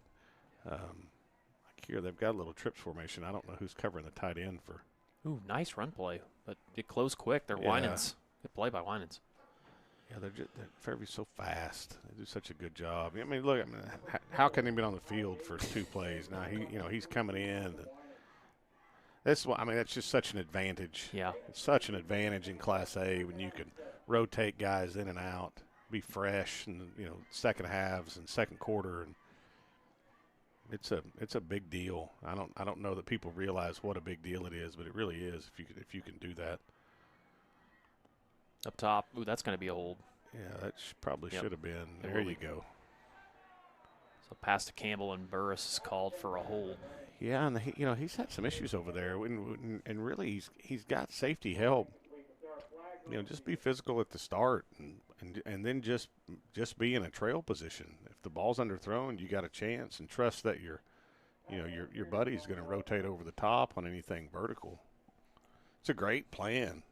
Fairview's got a great plan. Here comes another new guy into the game for Fairview. That's number 18, Braden Mason.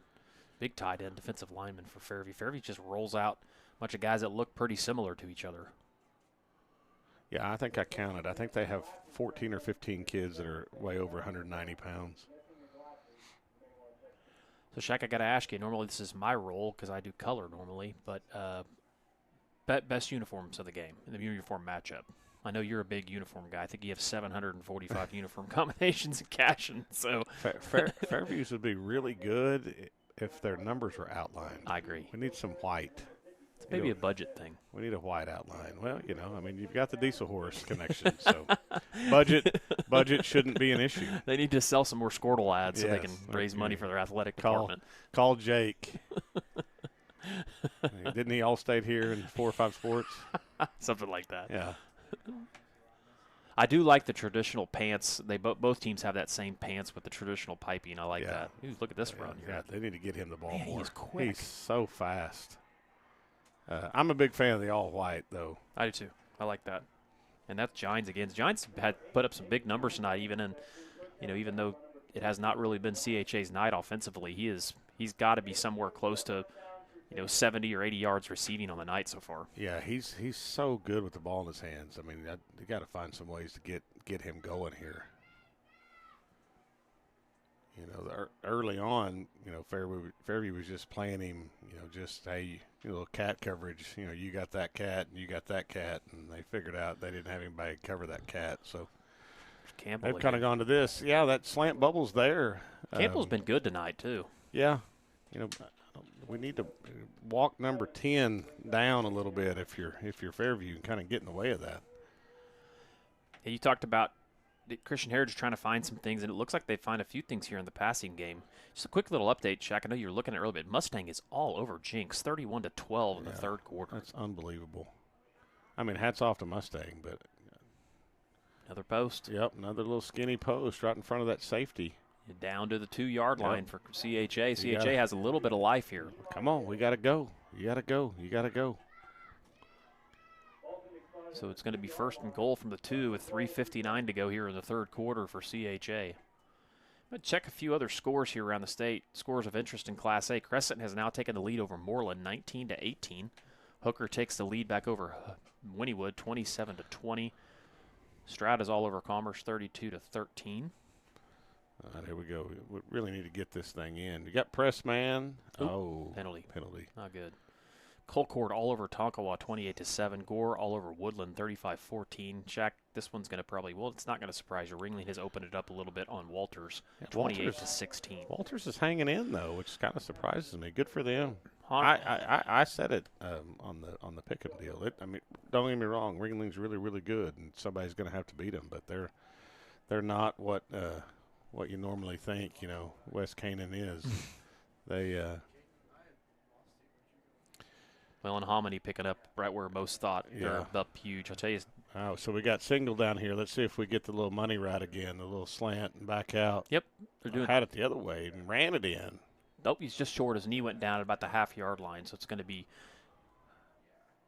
the first or second and goal from the half-yard line. Yeah. Clock's running at just about 3:10 to go. Come on, CHA. We got to hurry. So to 2A real quick. This is interesting. CCS is tied with Jones at 20 in the fourth quarter. Kiefer leads Vian 14-12. Okay, Trent. Washington has taken the one-run lead in the baseball game, 12-11 over OCS.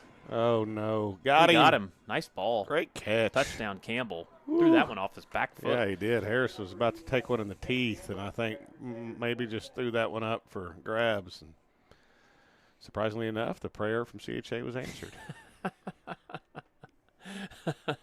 Well, that makes the score 36-13, so CHA will kick the extra point here to cut the lead to 22. Yeah, I don't know what the chart says at this point, but I'm probably going for 2. Great drive, though, by CHA. Yeah, great drive, but great stop, and then they put it together and put a drive together to go down to score. I said, though, I mean, if you're Fairview, obviously you don't want to give up points there, but I mean that did eat up a lot of time. Much half the 3/4 of the third quarter. So let's see how Fairview answers. If they can go down and punch another one in, then it's probably them moving on to the second round. Maybe CHA can get a stop or get a turnover and get a score, and we'll make this thing pretty interesting. Well, we're going to take a short break, and we'll be right back with continued action in the third quarter on Squirtle Game of the Week.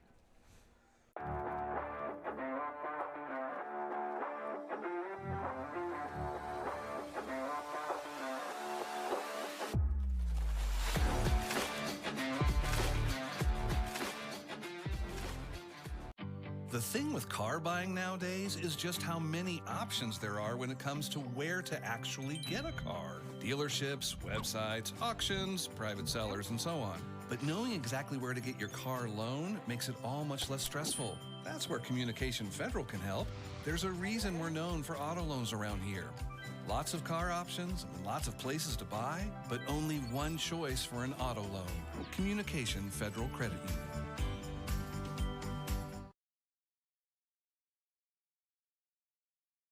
Field numbers in 40 years. We're back here. Did you see CHA maybe squibbing it or kicking it onside here? Well, it's like I said, earlier. You've got to do something. I mean, to maybe, you got to try to change the momentum a little bit in your favor. It's kind of a high pooch. Ooh. Kick goes up high to I can't tell who the numbers are there, but they fumble. Michael Winans will recover. Oh, it looks like a fumble maybe. It is a fumble. CHA thinks they got it. No sign from the ref. They're going to give the ball to Fairview. Fairview ball. I'm sure that went over well on the visitor's side. You just give some props to the officials for tonight's game. The referee is Tom Dinker. Umpire is Rodney Hess. Head lineman is Tim Nugent. Line judge is Tyler Phipps. Back judge is Bobby King, and I believe they are part of the OKC Metro's officials. Feel like they've done a good job tonight. Yeah, I think so. They've done a pretty good job. Ooh, this is big. This is not good. Goodness gracious. CHA, yeah. Whoa. Yeah. Did you see Houck's block downfield? Yeah, it's just that same little inside zone scheme that looks like we have a CHA player down. Yeah, we got a CHA guy down, and it doesn't look good either. Well, we'll take a break while they go to him. We'll be back on the Squirtle Game of the Week. Is your school or booster club looking for ways to fundraise? Let Downtown Threads create a custom website to showcase all your school apparel. You pick the design and the garment, we do the rest. We will handle all the payments and cut you one check when the website is closed. Call today, 580-237-7060. Downtown Threads, proudly supporting all local high school athletes. Back to school. Now your worries about the kids going over on their data plans are back. Mom and Dad, this is for you. Right now, make the switch to Pioneer's unlimited data plans. Don't let data overages and high cell phone bills be something you stress about this school year. We have a plan for everyone. Let Pioneer handle your worries by stopping at a local office today to learn how you can save. Visit gopioneer.com for details. Some restrictions may apply.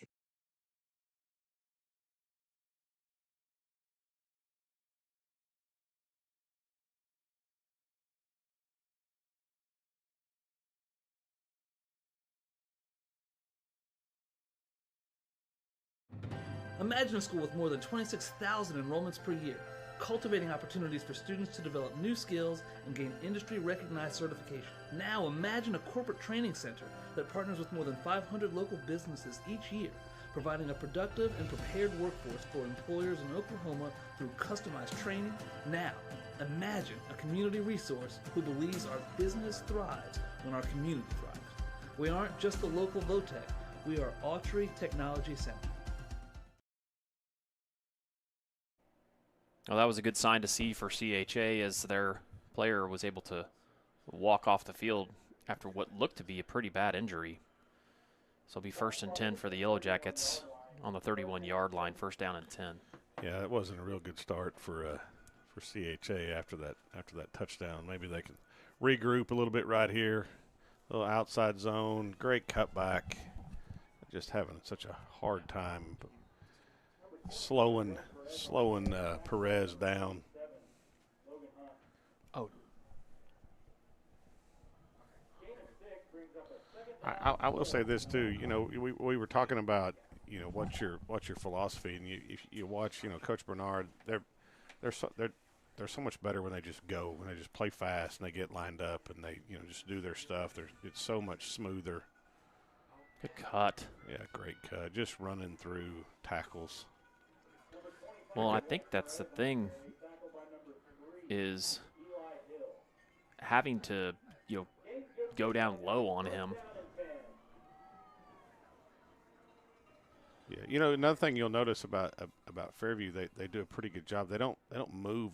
They get in different formations, but they don't ask, like, how it goes from tight end on the right to the running back on the right. You know, they're not running all over the place trying to get lined up so they can get in a formation a lot faster and kind of be able to see what the defense is going to give them. I want to apologize there for a minute. We're having a few little bit of technical difficulties with our cameras, but I think we're back up and going again as Bryce Miller and Caden LaFortune and Tyler Kerr are making things happen for the Squirtle crew tonight. Here comes Stretch.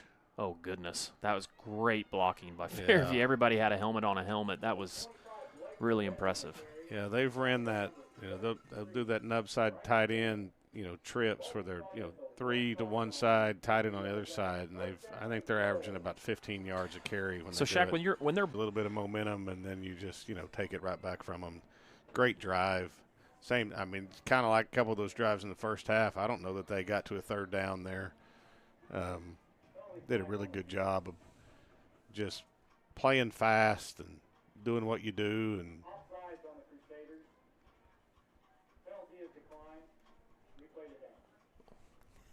letting your letting your good kids do what they do.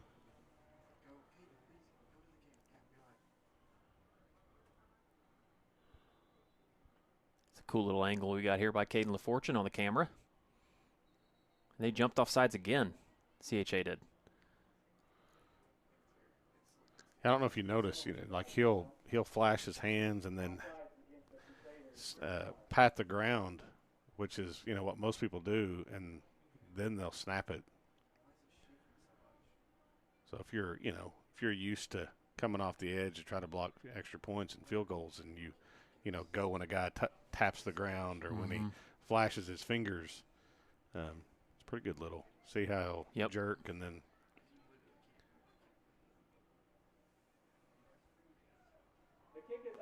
Well, the extra point is good, and with 44 seconds to go in the third quarter, Fairview now takes a lead, 43-14. We'll be back shortly on the Squirtle Game of the Week. This is Game Time.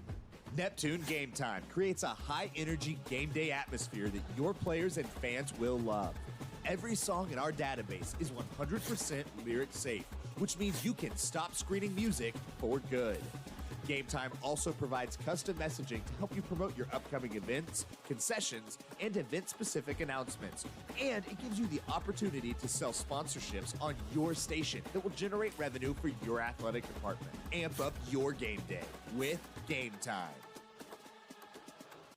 This is your moment. You've a lot less excited about the opportunity. All right. So 42 seconds to go here. CHA had a successful drive last time. Let's see if they can continue to capitalize here in the second half. They got a big hole to try to get out of. Hauk. Yeah, they just don't really have an answer for him. I haven't really seen a lot of people that have, but CHA definitely doesn't. And you're going to have to. I mean, they're either going to get, Stroud or Commerce in the next round, and whoever that is. I think Stroud was ahead earlier. I mean, if you're Coach Presley, you're going to have to have a plan for 12, and it doesn't need to be, hey, you just got him, because that's not going to work out very well. It looks like Stroud is up 32-13. Pass out on top to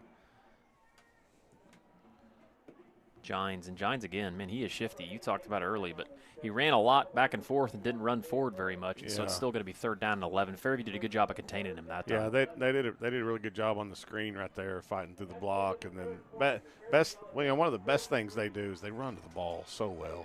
Get so many hats to the football. Well, we'll go ahead and keep it here and just kind of talk through. Let's talk through some of these scores. I know some of the fans that are probably out there are wondering. You mentioned Class A. So in Class A, Hominy is going to be advancing with the 56-0 lead. Gore will advance 42-14. Good for Gore. Good for Coach Tyler. I agree. They've had to kind of they've had those records, and it seems like second round or third round they're exiting. And Coach Tyler is one of the greatest guys around, and he's from Gore. So that's awesome. Gore, I don't know that Gore's ever been to the quarterfinals. Well, that's awesome. Well, good for them. So Hooker leads, score of interest. Hooker being in this district leads Wynnewood 27-20.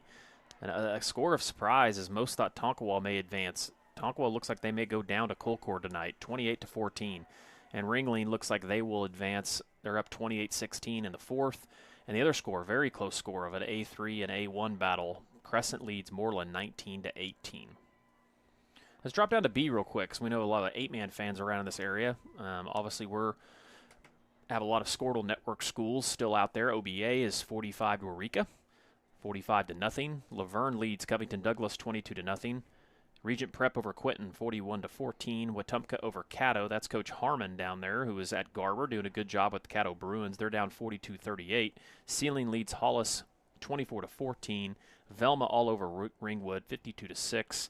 Dewar over Pioneer 46-30, and Walika over Kyoto 58-26. And Coach Shack, is it my understanding that you guys may be hosting possibly a quarterfinal game next week? That's great play right there by number 10. That's Strader. Yeah, Strader. Great job by him.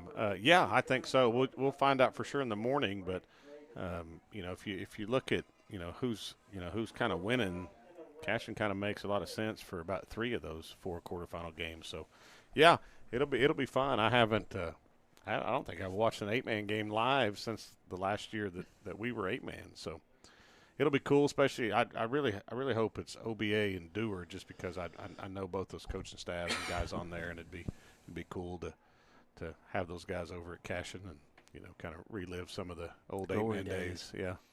You'll have to bring your sidelines in. You'll actually have a field. Yeah, they'll actually have equipped, a sideline. Yeah, equipped for it. Well, one of the scores that we wondered about and we picked on our show, Timberlake is all over Maud now, 44-24. Mountain View Gotebo is beating Wesleyan Christian 28-14. So Mountain View Gotebo is even though they lost quite a bit last year, seems to be making a run. Tipton all over Maysville, which will set up an incredible semifinal on that other side, 66-8, and Winoka all over Thackerville, 64-14. So most chalk is winning there. Obviously, a lot of people thought that Timberlake would advance. Now, Wesleyan Christian was one other team they thought would advance, but it does not surprise me that Mountain View is winning that game. Let's see if Fairview doesn't, try to grind it out a little bit and kind of shorten the game. And you're right about Perez. He takes on that first hit.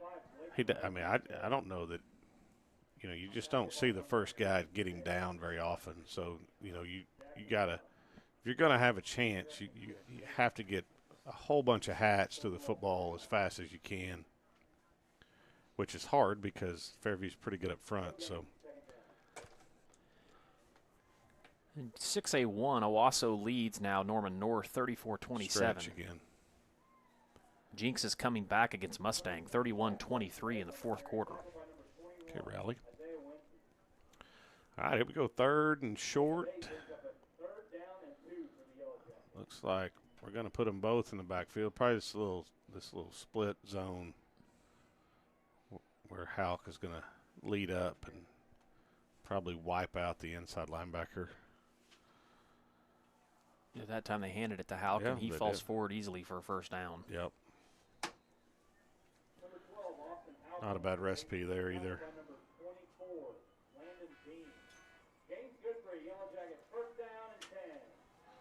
So if you're Coach Bernard, this is great. Just keep getting first downs and watch the clock tick off. We're 10 minutes away from a quarterfinal berth. Get to practice on Thanksgiving, which is a big deal in Oklahoma.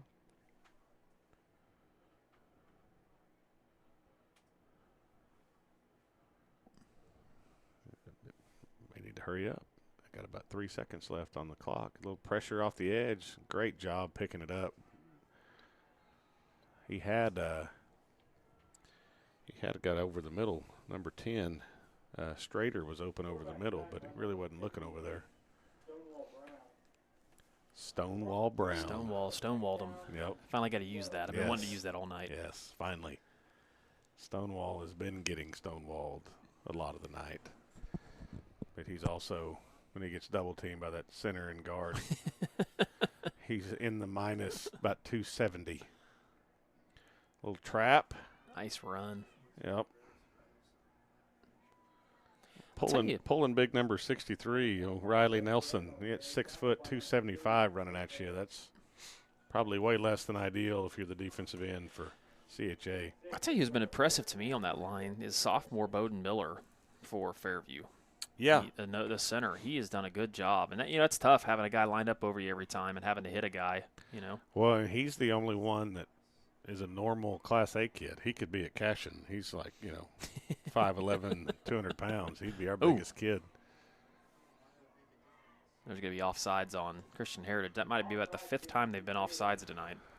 Yeah, they just haven't done a lot to help themselves tonight. Whether it's been, penalties or drop balls or just kind of been behind the 8 ball most of the night. Credit Fairview. I mean, good teams make their own luck, and they've done a really good job of executing.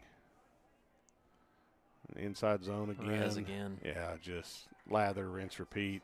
I don't know. I mean, he's got to have 150, 170 yards rushing tonight. He's had a big night, and that's, something in the playoffs when the weather gets cold and you get deep into the playoff run, that's something nice to be able to have. Obviously, another weapon for Fairview. Well, the best thing you can do is what they're doing right now. You know, if you've got a run game and you got somebody like him that you can hand it to, you can close out games, which is what Fairview's doing right now. You know, you get the ball to start the fourth quarter, and you know you're gonna, you know, we're already down to, you know, 8 minutes left in the go. I mean, you've already bled off 4 minutes.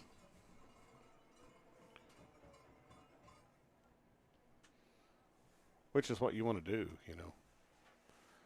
I've got Houck split down here to the bottom, one-on-one.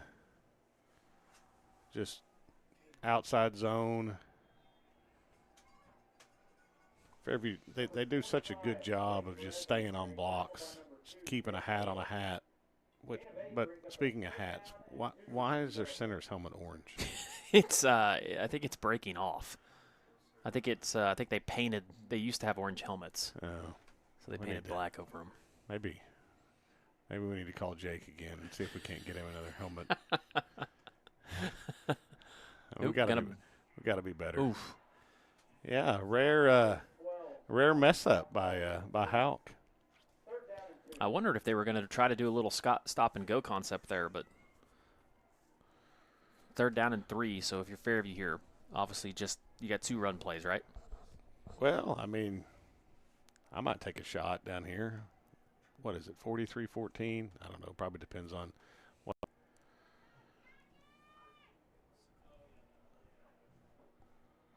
So we got 1st and 16.